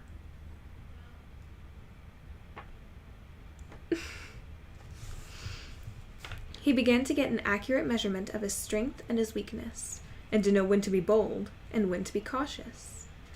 He found it expedient to be cautious all the time, except for the rare moments when, assured of his own intrepidity.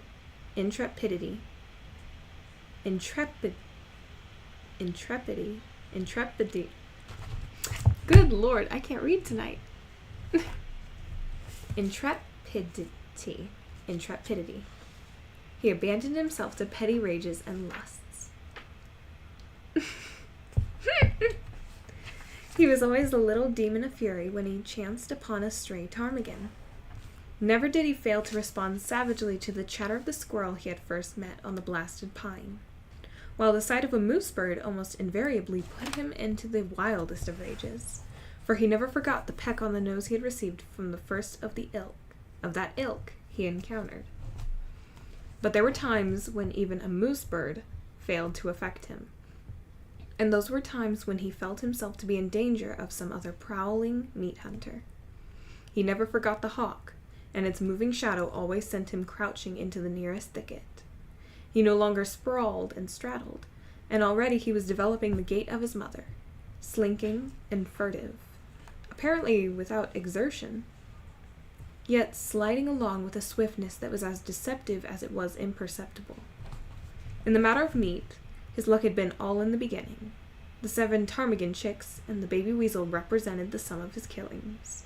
His desire to kill strengthened within the days, and he cherished hungry ambitions for the squirrel that chattered so volubly and always informed all wild creatures that the wolf cub was approaching. But as birds flew in the air, squirrels could climb trees, and the cub could only try to crawl unobserved upon the squirrel when it was on the ground. The cub entertained a great respect for his mother. She could get meat, and she never failed to bring him his share. Further, she was unafraid of things. It did not occur to him that this fearlessness was founded upon experience and knowledge. Its effect on him was that of an impression of power. His mother represented power, and as he grew older he felt this power in the sharper admonition of her paw, while the reproving of her nudge of her nose gave place to the slash of her fangs. For this likewise he respected his mother. She compelled obedience from him, and the older he grew, the shorter grew her temper. Famine came again, and the cub with clearer consciousness knew once more the bite of hunger. The she-wolf ran herself thin in the quest for meat. She rarely slept any more in the cave, spending most of her time on the meat trail and spending it vainly. This famine was not a long one, but it was severe while it lasted. The cub found no more milk in his mother's breast, nor did he get one mouthful of meat for himself. Before, he had hunted in play, for the sheer joyousness of it. Now, he hunted in deadly earnestness, and found nothing. Yet the failure of it accelerated his development. He studied the habits of the squirrel with greater carefulness, and strove with greater craft to steal upon it and surprise it. He studied the wood mice and tried to dig them out of their burrows, and he learned much about the ways of the moose birds and woodpeckers. And there came a day when the hawk's shadow did not drive him crouching into the bushes. He had grown stronger and wiser and more confident. Also, he was desperate, so he sat on his haunches, conspicuously, in an open space, and challenged the hawk down out of the sky. For he knew that there, floating in the blue above him, was meat. The meat his stomach yearned after so insistently, but the hawk refused to come down and give battle, and the cub crawled away into a thicket and whimpered his disappointment and hunger. The famine broke. The she-wolf brought home meat. It was strange meat, different from any she had ever brought before. It was a lynx kitten, partly grown, like the cub, but not so large. And it was all for him.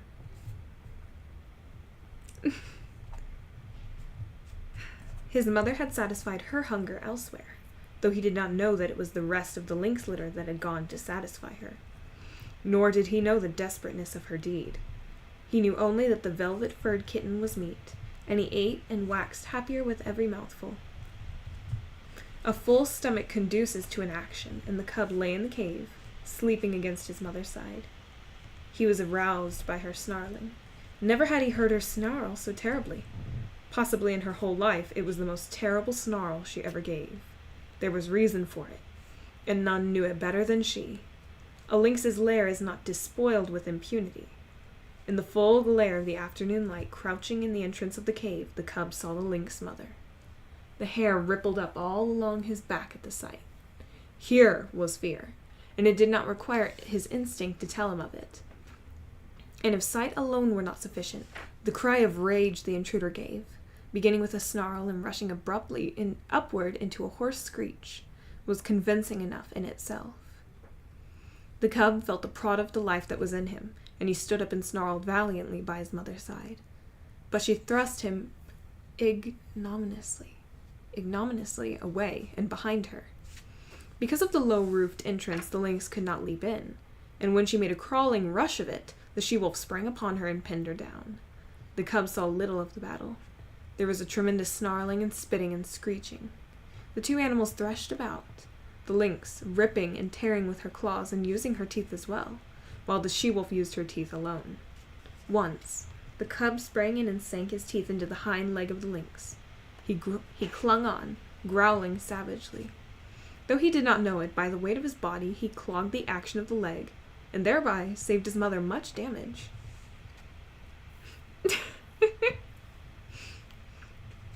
A change in the battle crushed him under both their bodies and wrenched loose his hold. The next moment, the two mothers separated, and before they rushed together again, the lynx lashed out at the cub with a huge forepaw that ripped his shoulder open to the bone and sent him hurtling sideways against the wall. Then was added to the uproar the cub's shrill yelp of pain and fright. But the fight lasted so long that he had time to cry himself out and to experience a second burst of courage. And at the end of the battle found him again clinging to a hind leg and furiously growling between his teeth. The lynx was dead, but the she-wolf was very weak and sick. At first, she caressed. That was so close. Mufasa! Mufasa! Say it again. Mufasa! At first, she caressed the cub and licked his wounded shoulder, but the blood she had lost had taken with it her strength, and for all of a day and night, she lay by her dead foe's side, without movement, scarcely breathing. For a week she never left the cave except for water, and then her movements were slow and painful. At the end of that time, the lynx was devoured, while the she-wolf's wounds had healed sufficiently to permit her to take the meat trail again. The cub's shoulder was stiff and sore, and for some time he limped from the terrible slash he had received, but the world now seemed changed. He went about in it with greater confidence, with a feeling of prowess that had not been his in the days before the battle with the lynx. He had looked upon life in a more ferocious aspect. He had fought. He had buried his teeth in the flesh of a foe, and he had survived. And because of all this, he carried himself more boldly, with a touch of defiance that was new in him. He was no longer afraid of minor things, and much of his timidity had vanished, though the unknown never ceased to press upon him with its mysteries and terrors, untangible and ever menacing. He began to accompany his mother on the meat trail, and he saw much of the killing of meat and began to play his part in it. And in his own dim way, he learned the law of meat. Yes, White Fang is born now. He's like a young puppy, maybe less than a year old at this point.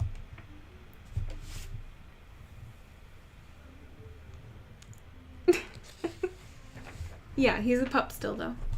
Yes. Okay.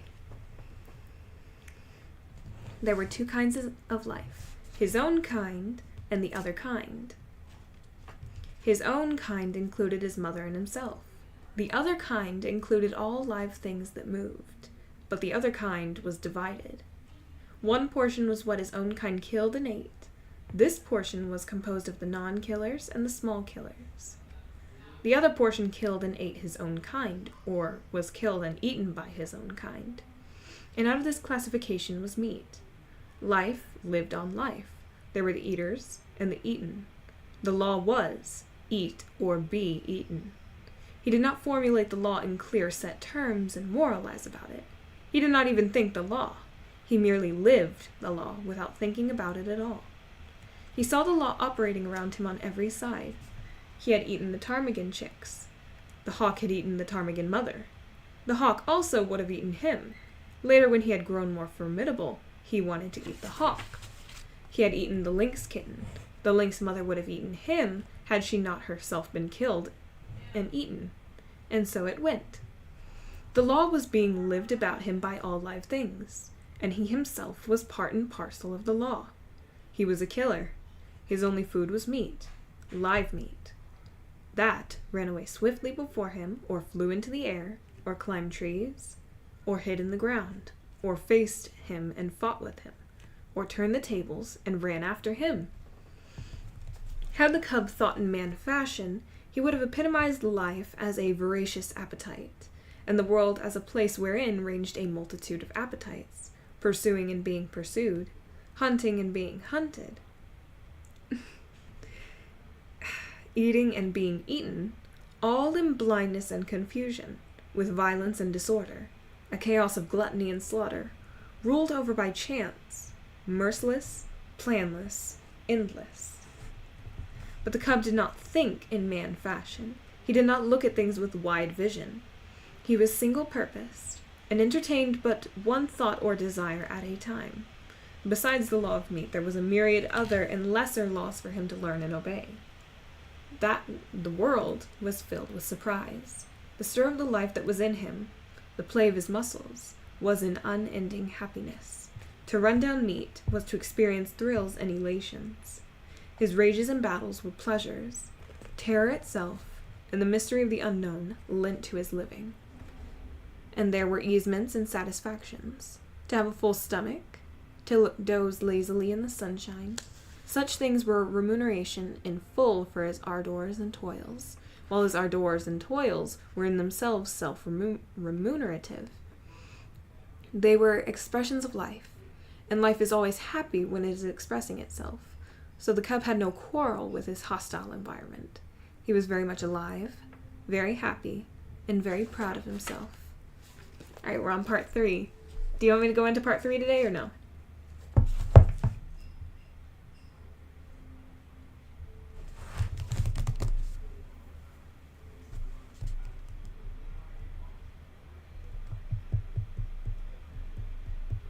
Okay. So, okay. Chapter 1. The makers of... Chapter 1. The makers of fire.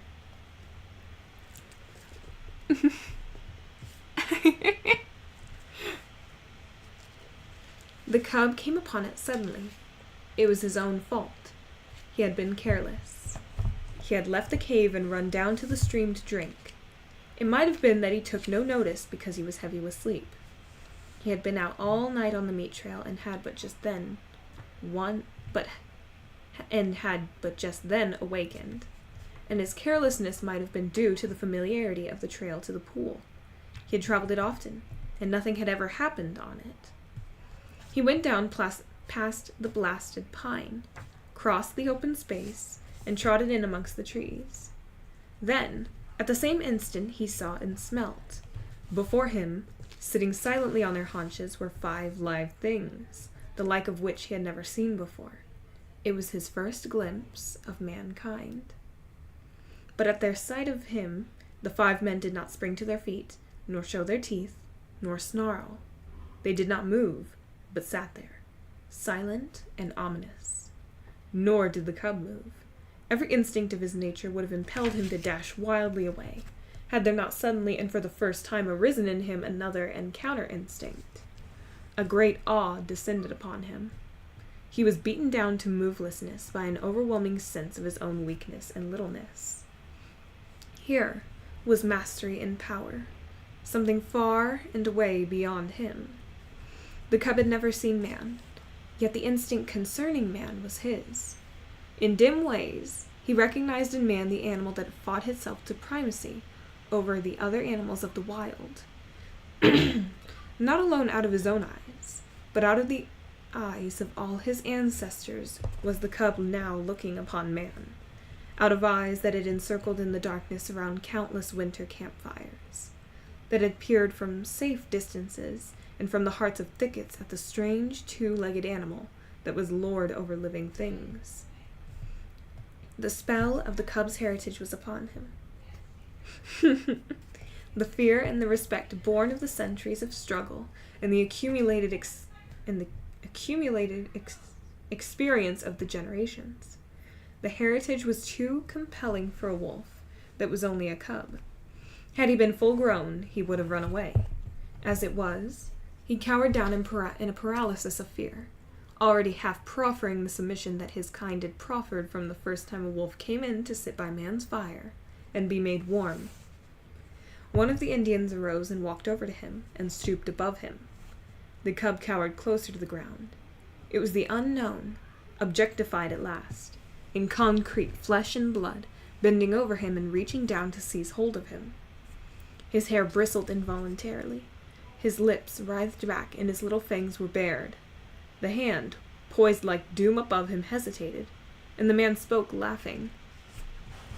Oh God, they speak their traditional language, and I cannot do that. I don't know how to say it. I don't know if I can without feeling embarrassed. Basically he says, look, the white fangs. No. No,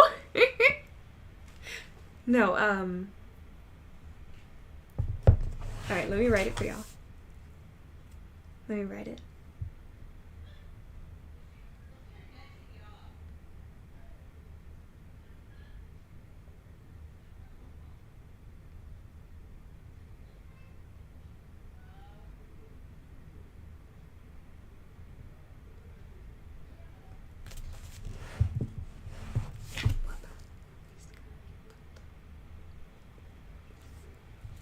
Like, I would think it's Wabam, Wabiska, Ipata. Ipita. Like, I think that's how you would say. I would assume. So, here, I'm gonna snooze that for... Ipita. It's... beep.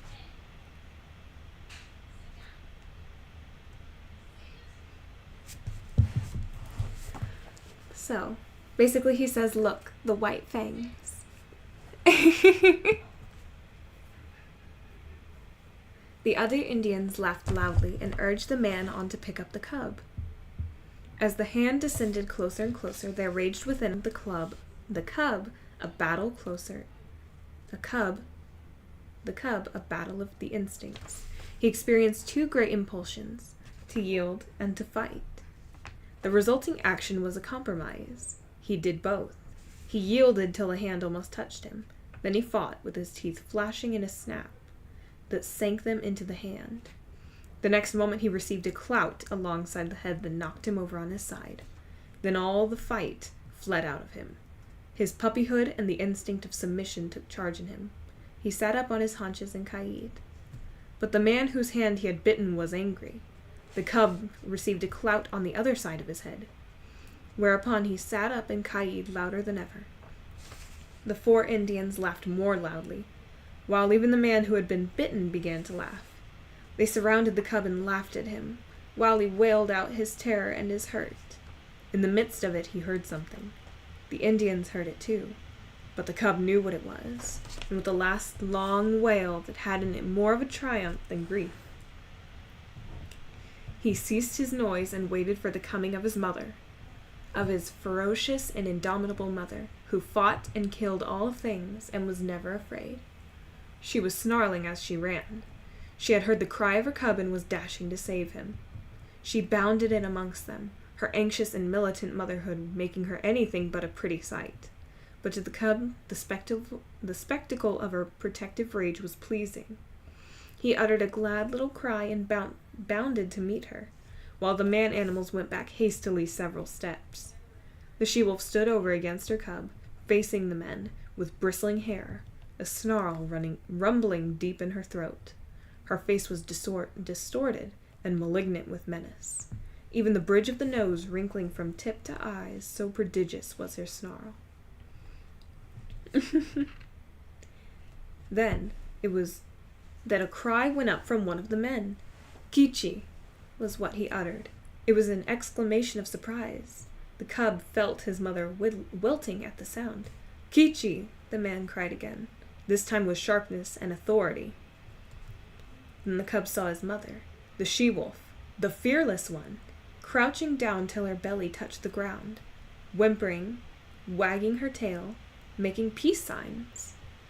The cub could not understand. He was appalled.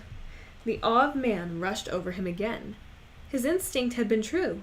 His mother verified it. She, too, rendered submission to the man-animals. The man who had spoken came over to her. He put his hand upon her head, and she only crouched closer. She did not snap, nor threaten to snap. The other men came up and surrounded her, and felt her and pawed her, which actions she made no attempt to resent. They were greatly excited, and made many noises with their mouths. These noises were not indications of danger, the cub decided, as he crouched near his mother, still bristling from time to time, but doing his best to submit. "It is not strange," an Indian was saying. "Her father was a wolf. It is true her mother was a dog, but did not my brother tire out in the woods all of 3 nights in the mating season? Therefore was the father of Kichi a wolf." "It is a year, Grey Beaver, since she ran away," spoke a second Indian. The names in here are so interesting. Yeah, right? Yeah, right? The names are so interesting, though. I wonder what my name would be, because I'm Chickasaw. And so, I wonder sometimes. I'm like, that would be interesting to know. But, "It is not strange," Salmon-tongued Grey Beaver answered. "It was the time of the famine, and there was no meat for the dogs." "She has lived with the wolves," said a third Indian. "So it would seem, 3 Ingles," Grey Beaver answered, laying his hand on the cub. "And this be the sign of it." Chickasaw. Chickasaw. It's like Chickasaw. Yes. It's on my dad's side, though. My aunt even has a picture of one of my family members that was.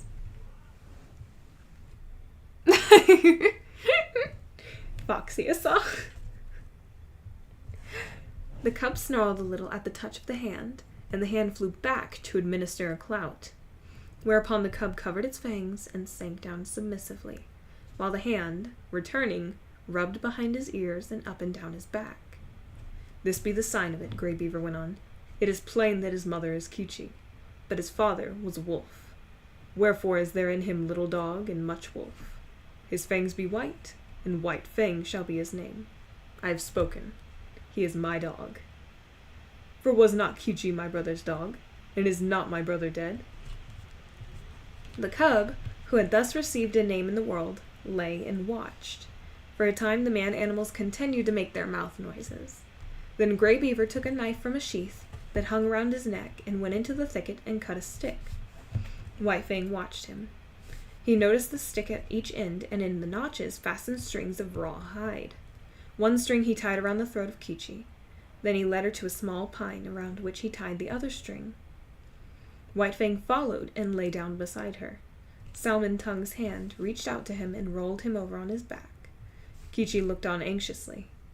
White Fang felt fear mounting in him again. He could not quite suppress a snarl, but he made no offer to snap. The hand, with fingers crooked and spread apart, rubbing his stomach in a playful way, and rolled him from side to side.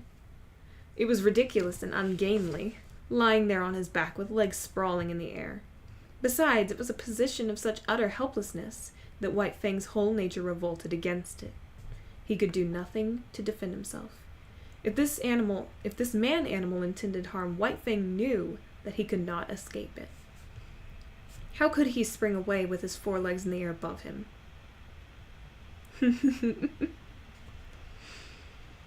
Yet submission made him master his fear, and he only growled softly. This growl he could not suppress, nor did the man-animal resent it by giving him a blow on the head. And furthermore, such was the strangeness of it. White Fang experienced an unaccountable sensation of pleasure as the hand rubbed back and forth. When he was rolled on his side, he ceased to growl. When the fingers pressed and prodded at the base of his ears, the pleasurable sensation increased. And when, with a final rub and scratch, the man left him alone and went away, all fear had died out of White Fang.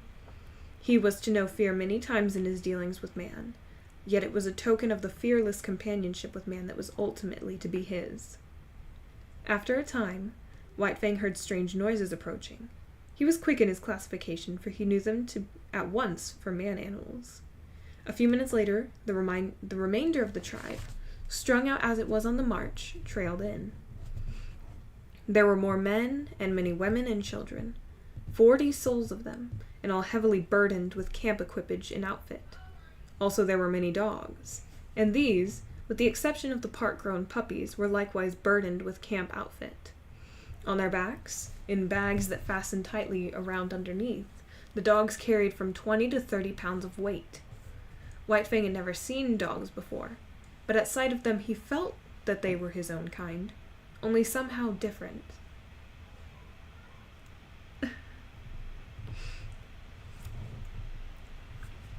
But they displayed little difference from the wolf when they discovered the cub and his mother.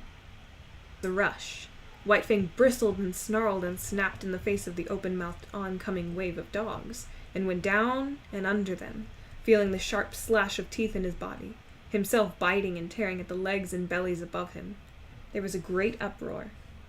He could hear the snarl of Kichi as she fought for him, and he could hear the cries of the man-animals, the sound of clubs striking upon bodies, and the yelps of pain from the dogs so struck.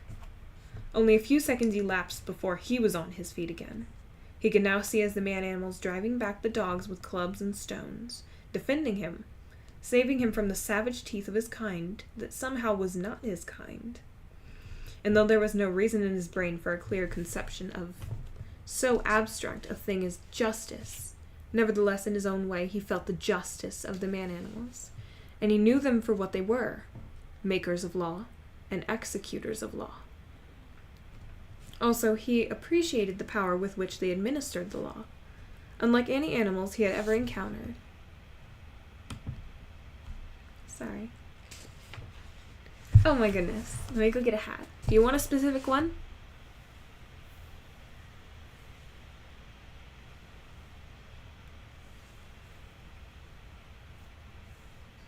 Anything? Oh my gosh. Mm-hmm.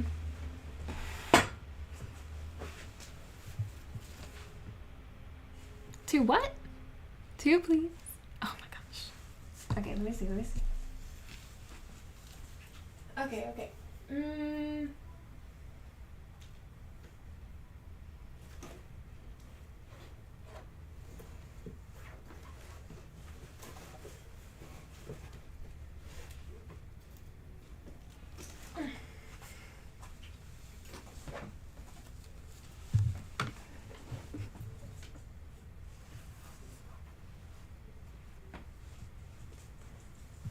And then there. All good? Yeehaw. There was this I can do it in two separate things. 5 minutes for one. Anyways, so there was this restaurant. It's called Texas Roadhouse, and it's a really great restaurant we have here. It's in Texas.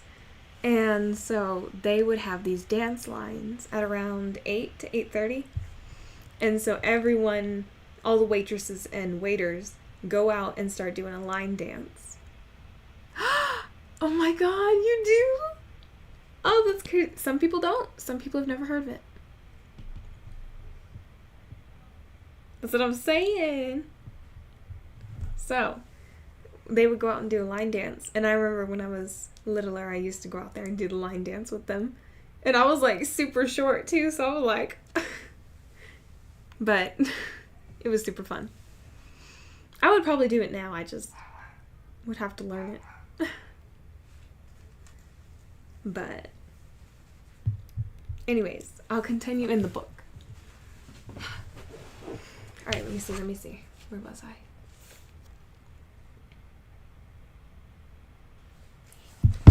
Hold on, I need some tea.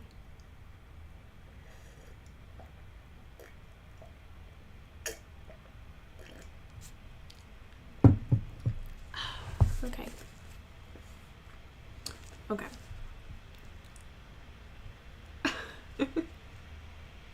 Sorry. It's a habit, okay? Don't tease me.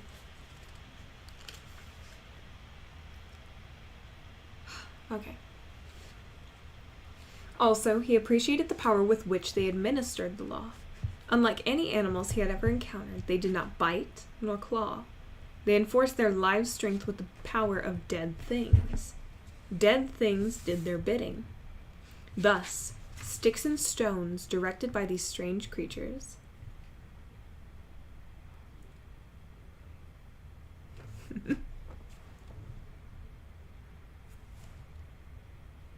Hold on. Okay, sorry. Just checking this. Sorry. Dead things did their bidding. Thus, sticks and stones directed by these strange creatures leaped through the air like living things, inflicting grievous hurts upon the dogs. To his mind, this was power unusual, power inconceivable and beyond the natural, power that was godlike. White Fang, in the very nature of him, could never know anything about gods. At the best, he could know only things that were beyond knowing. But the wonder and awe that he had of these man-animals in ways resembled what would be the wonder and awe of man at sight of some celestial creature on a mountain top, hurling thunderbolts from either hand at an astonished world. The last dog had been driven back.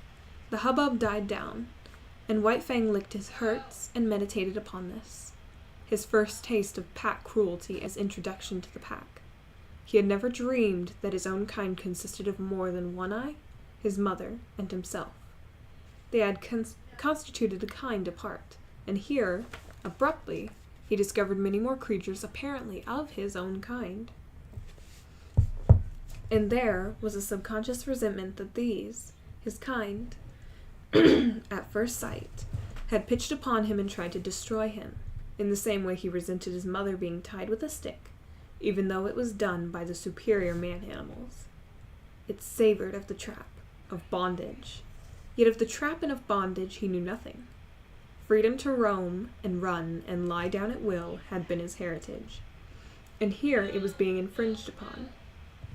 His mother's movements were restricted to the length of a stick, and by the length of that same stick was he restricted, for he had not yet got beyond the need of his mother's side.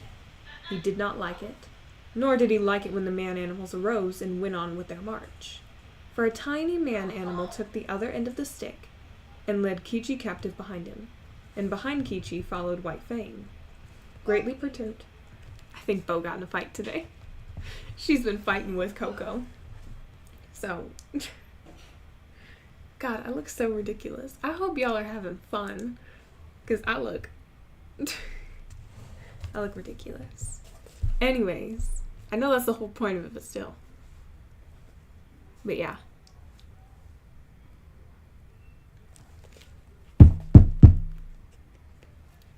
I'm so glad you're having a good time, Silas. I feel like you're getting me a little bit for earlier.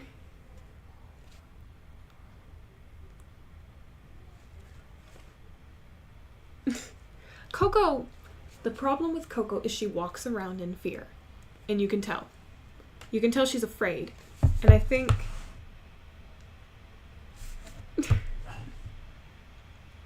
What?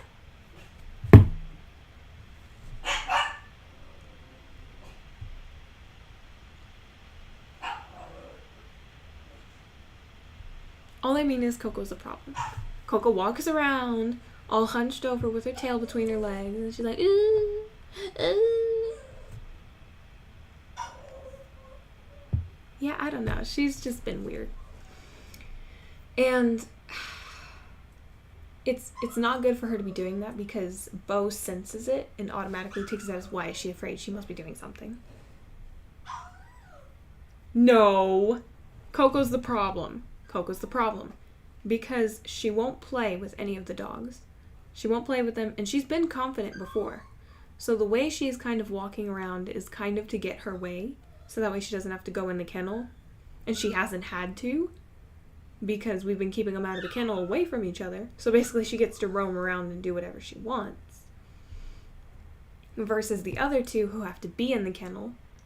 And Bo, I think, is just reacting. Because Bo will nip at her and be like, ah. And then Coco goes, ee! And starts screaming and screaming and screaming when nothing's happening. So it's... But... You don't know Coco. Did you even meet Coco?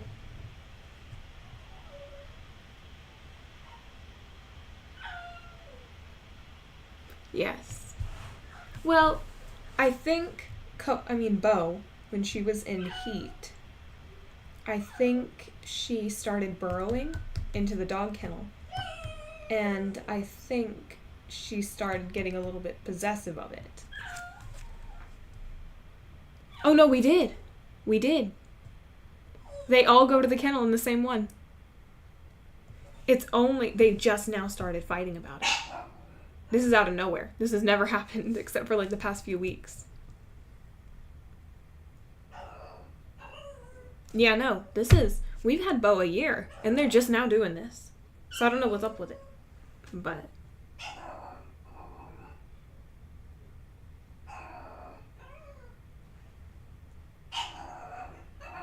That's what I'm saying. That's what I told my mom, and she's just like, I said, you need to put them both in the kennel together. I said, they both need to fight it out and get over it. Because they're not even hurting each other. And she was just like, no, they're going to hurt each other, and they're going to do something. And I'm like, no, they're not. No, they're not, because they haven't yet.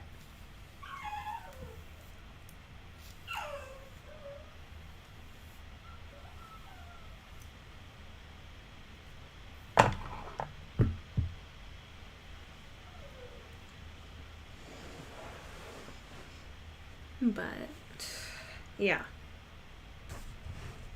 Sorry. Let me go back to it.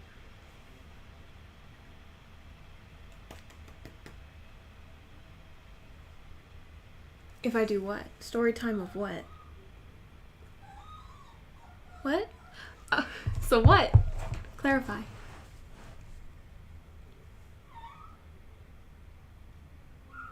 Like anything? Like my life? Like the dogs? Like if you ask me enough questions, usually you'll get a story at me. Oh no, I have not.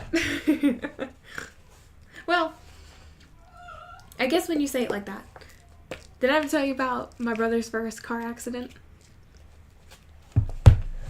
So I've told Classy and Nico about this. But, so we were driving on this really busy road that always has accidents on it. And there was this man. So, he started just pulling over to the lane. No blinker, no nothing. And so my brother, this is like his first time with his permit and everything. So he's like already freaking out and already nervous. And so this guy starts pulling into us and literally hitting us.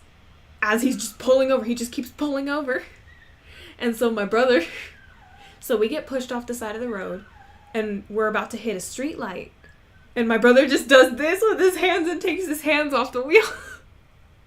And so my dad, you literally see my dad and his eyes are like, and he's like, grabs the wheel and starts turning us back into the road, into the street. And so then he was like, pull over right now. And so my brother pulls us over into a gas station and the guy comes over and he's all like, he's someone from India. And so he was saying how where he's from, he has no need to put on a blinker because he was moving over, so that means we should have moved. I know, he wasn't thinking. But so the guy is all like, this was your fault. He said, I was moving over. That means you get out of my way. And we were just like, you didn't even put on a blinker. You didn't even let us know what your intention was. And there was cameras everywhere saying it.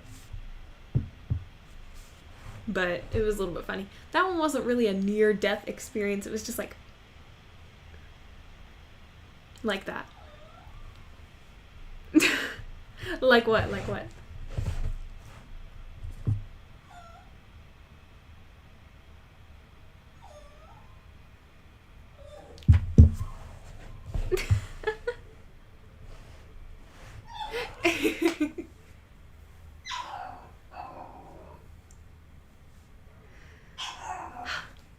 Mm-hmm.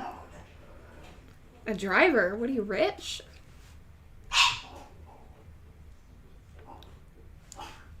The way you say it, he's like a driver. No. No.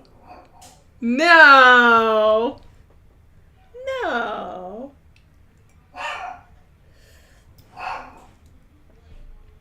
Okay. Good. I was concerned. Okay, so you rode in a car with someone you know, not a... You made it sound like a chauffeur.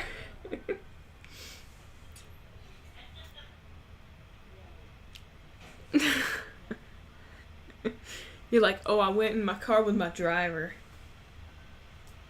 Uh-huh. Let me doggy ear this.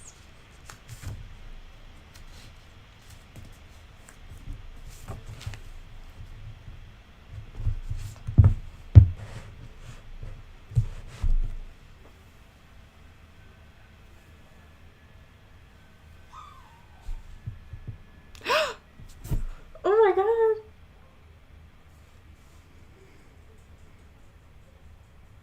Oh my gosh.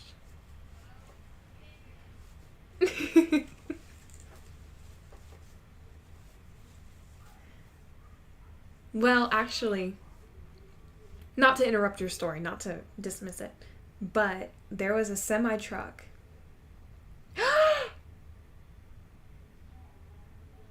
What? I don't know if that's wild. I like how you're like all casual about it too. You're like, what? Oh my god, what just happened?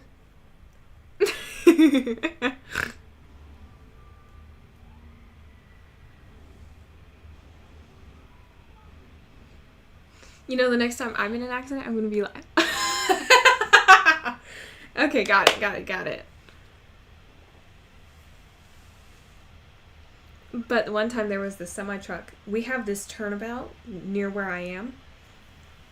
And it goes literally circle up progressively up to a road. And so we had a semi-truck that was driving by. This had nothing to do with me. But we were watching and it was like in front of us, a few cars ahead. And he starts going on the turn. And you just see him slowly start tipping over and pouring over to the side, falling into the circle, the lower part of the circle. And it was just like watching right in front of us. And me and my Momo, we were just like, wow, like, okay. But then we were enough cars behind that we could still, yeah. But it was fun, though. It was fun to watch. Very interesting to watch. Because it just happens. And then you're like, oh, that wasn't as scary. It's probably scary for the person driving the truck, but, like, it's not as scary as you think it'll be. It's kind of like when you get in an accident. It's a lot less scary than you think it'll be. And you're like, oh, that happened. You're like, oh, something hit the car involuntarily. It's like, oh, that wasn't as scary as everyone makes it. I think it's more like the after part of it that makes it more scary. Like when you just, your body reacts more than your mind does. That's awesome. Okay, I have to get off at 3:15, so tell me the other 4. A boat, wonderful. The ocean.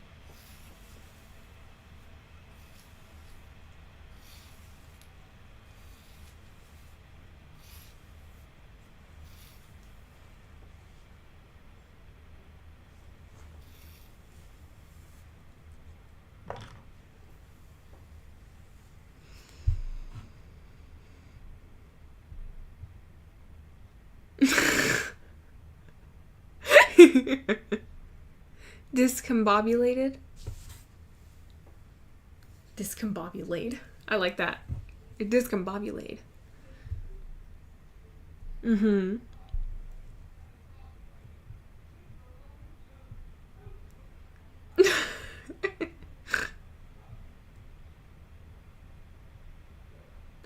Oh.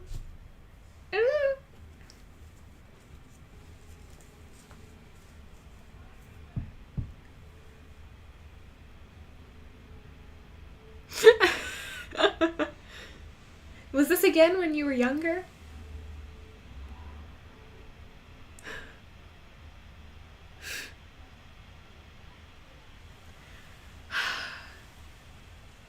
Oh, wonderful.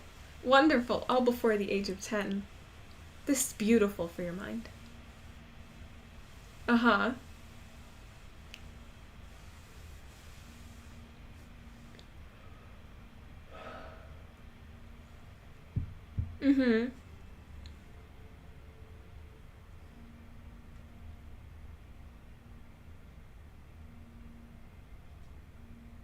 Oh my gosh. Like the little gingerbread man.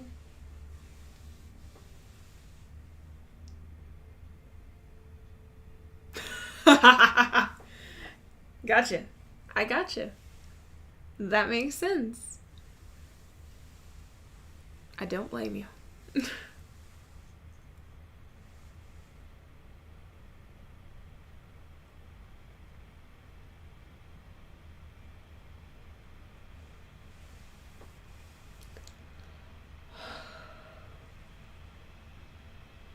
Oh no. These are such wise situations to put a young person into.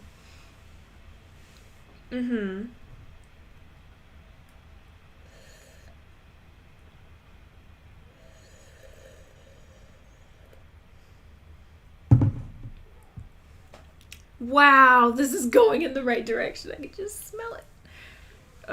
Uh-huh.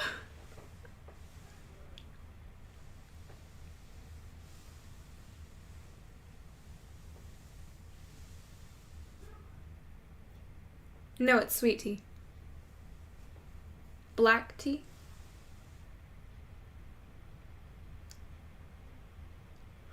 Oh no.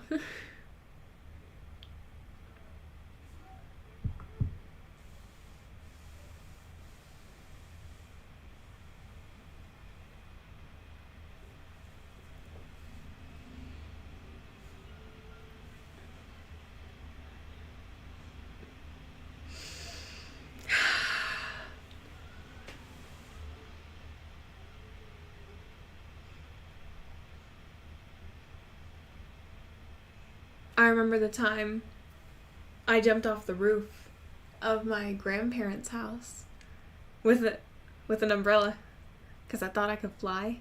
Or with a blanket, not an umbrella. It was a blanket. Nice.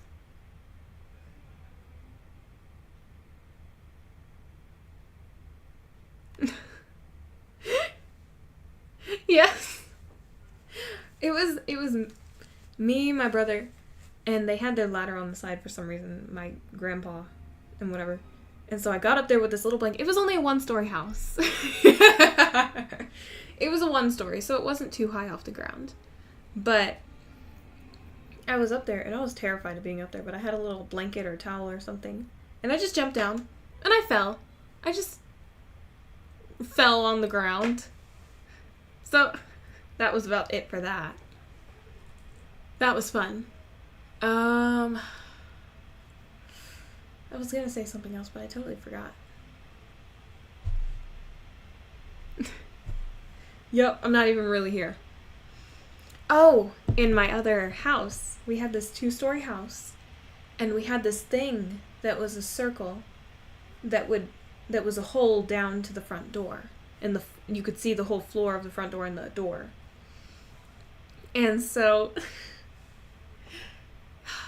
I don't know if we ever did this for sure. Maybe it was a dream or something. But we had stuff we would tie together. And I think my brother climbed down it to the first floor. Well, we were doing all kinds of stuff. My brother was practicing his flips in the house on the tile. So he hit his hip a couple of times and stuff. Mm-hmm. Uh-huh.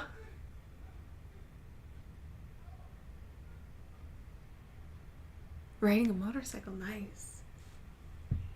Motorcycles are fun.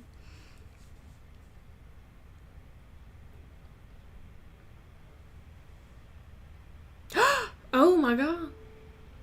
Hi, Keitana. Nice to see you. Nice. Oh yeah. I remember I was riding my brother's dirt bike that he had gotten. And I think I was like 10 at the time. And I was riding his dirt bike and I had tennis shoes with laces on them. And my laces came undone. And so they started going into the... What's it called? Keitana wins. Flawless victory. Anyways. But, so my laces started getting... I guess it was the chains? I guess... But there was another part of it that it started heating up because my laces got caught in that too.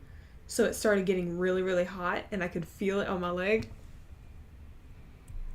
No, I can't laugh like that, but I wish. She does the best one. She does the best one. Her, Bayonetta, all of them. All of them have good laughs. Or, Eris, of course. But, she just... They're just all awesome. Anyways. But, what was I saying? Oh my god. Don't be goofy, Silas.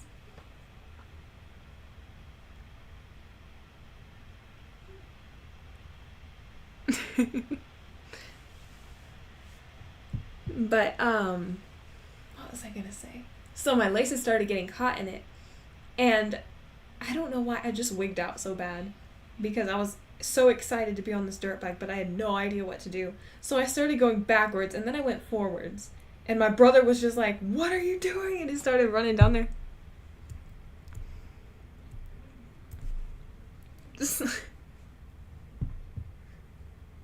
But, so my brother, he came over and he started helping me, and it started getting really, really hot while he was trying to get it off and get my laces out. So I basically had to take my whole shoe off and then... But it was really fun. The dirt bike was really fun. I did...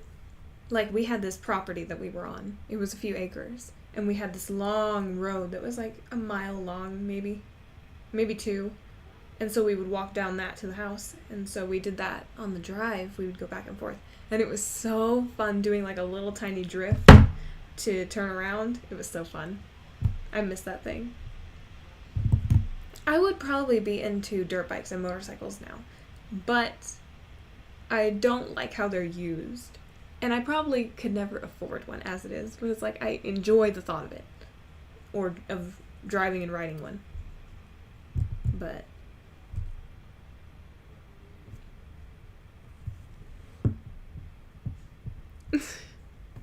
well, actually, we do talk a lot. You're just not here. Like, I don't know, you haven't really been here yet, so we haven't had a chance to really talk to you about anything. But if you want to talk, just bring something up. Just ask whatever, and we'll talk. But I know. But you've only been here for 2. This is your second time talking on here.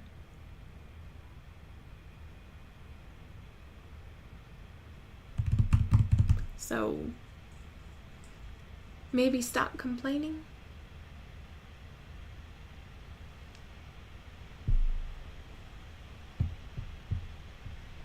But what was I gonna say?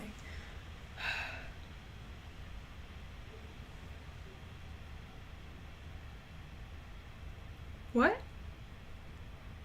What? Always the best time. That's so crazy. You don't got to do the smirk with it.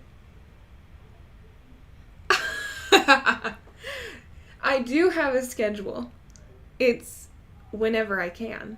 Because I'm working and stuff like that for whatever my mom wants around the house or whatever we're doing at my brothers and sister-in-laws, and it's not really planned. So it's as I can, I try to. So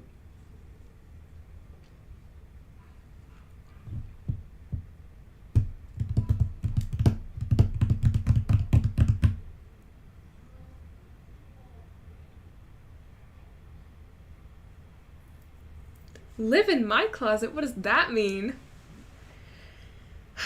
You think I'm rich or something? Yeah, schedules exist for people like y'all. You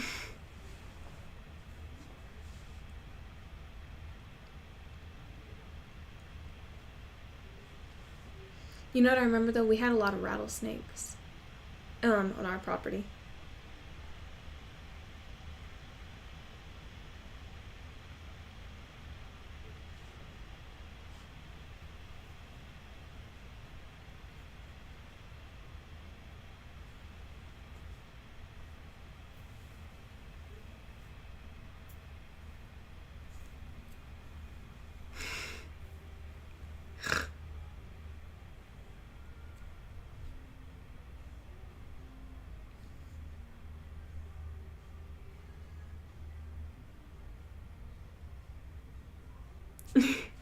Rocket League, oh my gosh. Why? I'm surprised Rocket League is still staying strong, honestly. Because, my brother was playing that like 2 years ago and it was a big thing. Now it's still going. I'm surprised. So, nothing against you, just interesting. Oh, is it? Oh my god. That doesn't make it any more interesting to me. No, I said 2 years. 2 years from then. Really?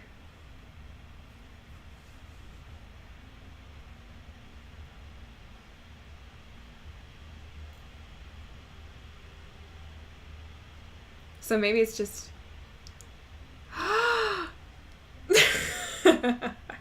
Okay, that's fair.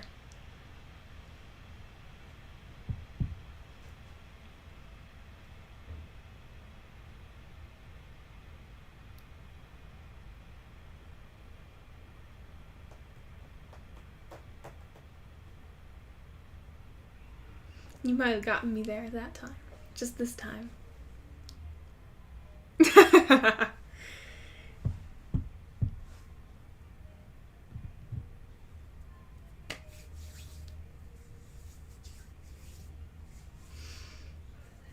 Anyways, I'll probably check out your stream for like a minute and then I'll probably get off. But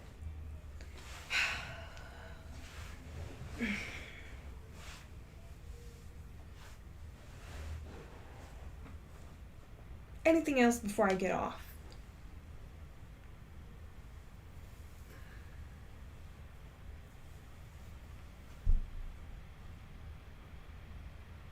I'm gonna just Olay. Are you revealing your skincare secrets, Silas? Oh my god, we should! We should! Okay, let me look. I'm looking. I don't see anything. Yes.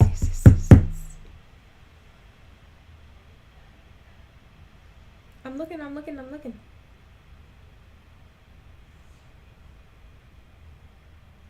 Wait! Na, wait. Na, wait. Yes, dear?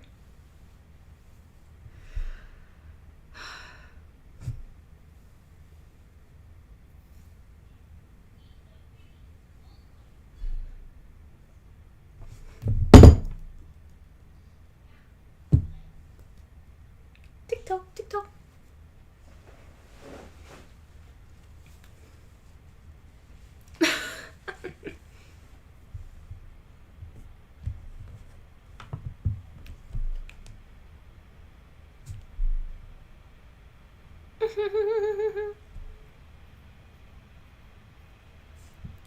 That's true.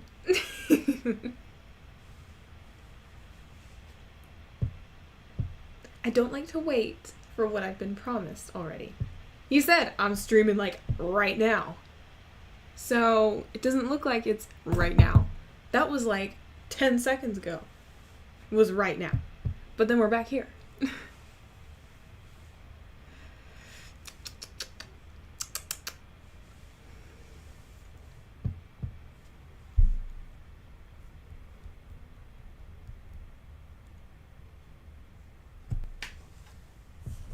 Oh my gosh. I recorded myself singing because I was trying to see if I could get something better than how the karaoke sounded the other day. I don't know. I don't know about it. I'm probably gonna have to do it again because I don't know if I pushed myself enough. Because I was still nervous. Yes. I don't know. I didn't record my face or anything. So it was just the voice. But I got so lost because I could not remember the songs at all. And I was just like, wait a minute. I was like, what are the words? Nah. I don't know. Maybe I'll send them to you, maybe I won't. We'll see. But I don't know.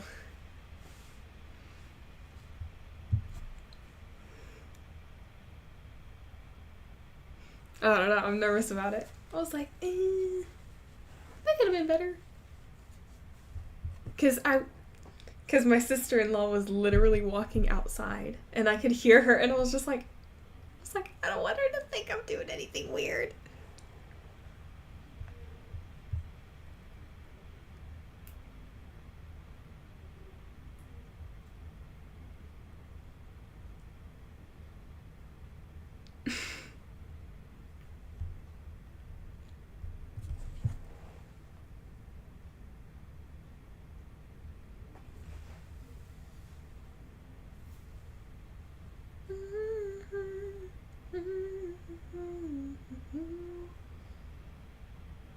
No?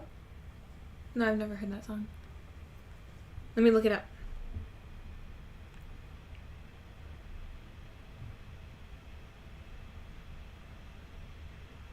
Oh, I see it.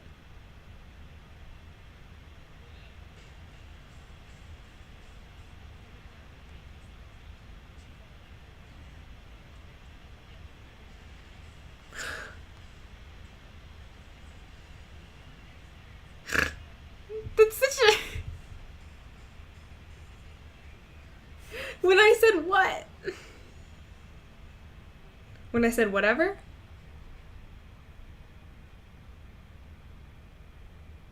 Or huh? Huh?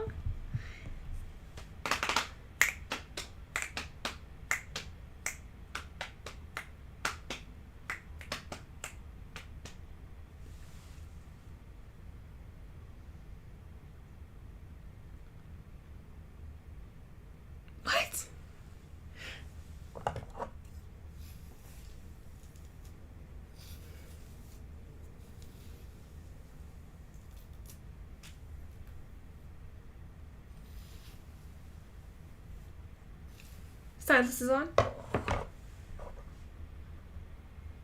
Oh. Got it. Golden world. Wow. Just playing games now, are we?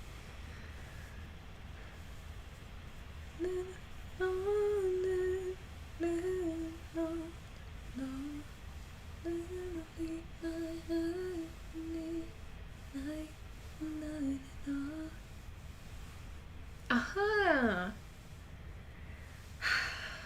Should've known better, yeah. Oh, no. He's on! Okay. Alright, I'm gonna go raid him. Yay! Okay, let me pull it up. Apple of life. Na. Still look, yeah. Never met a real, no.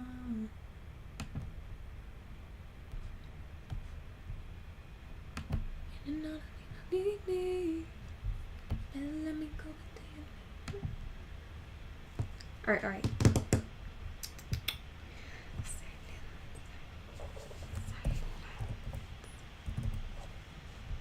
Here you go.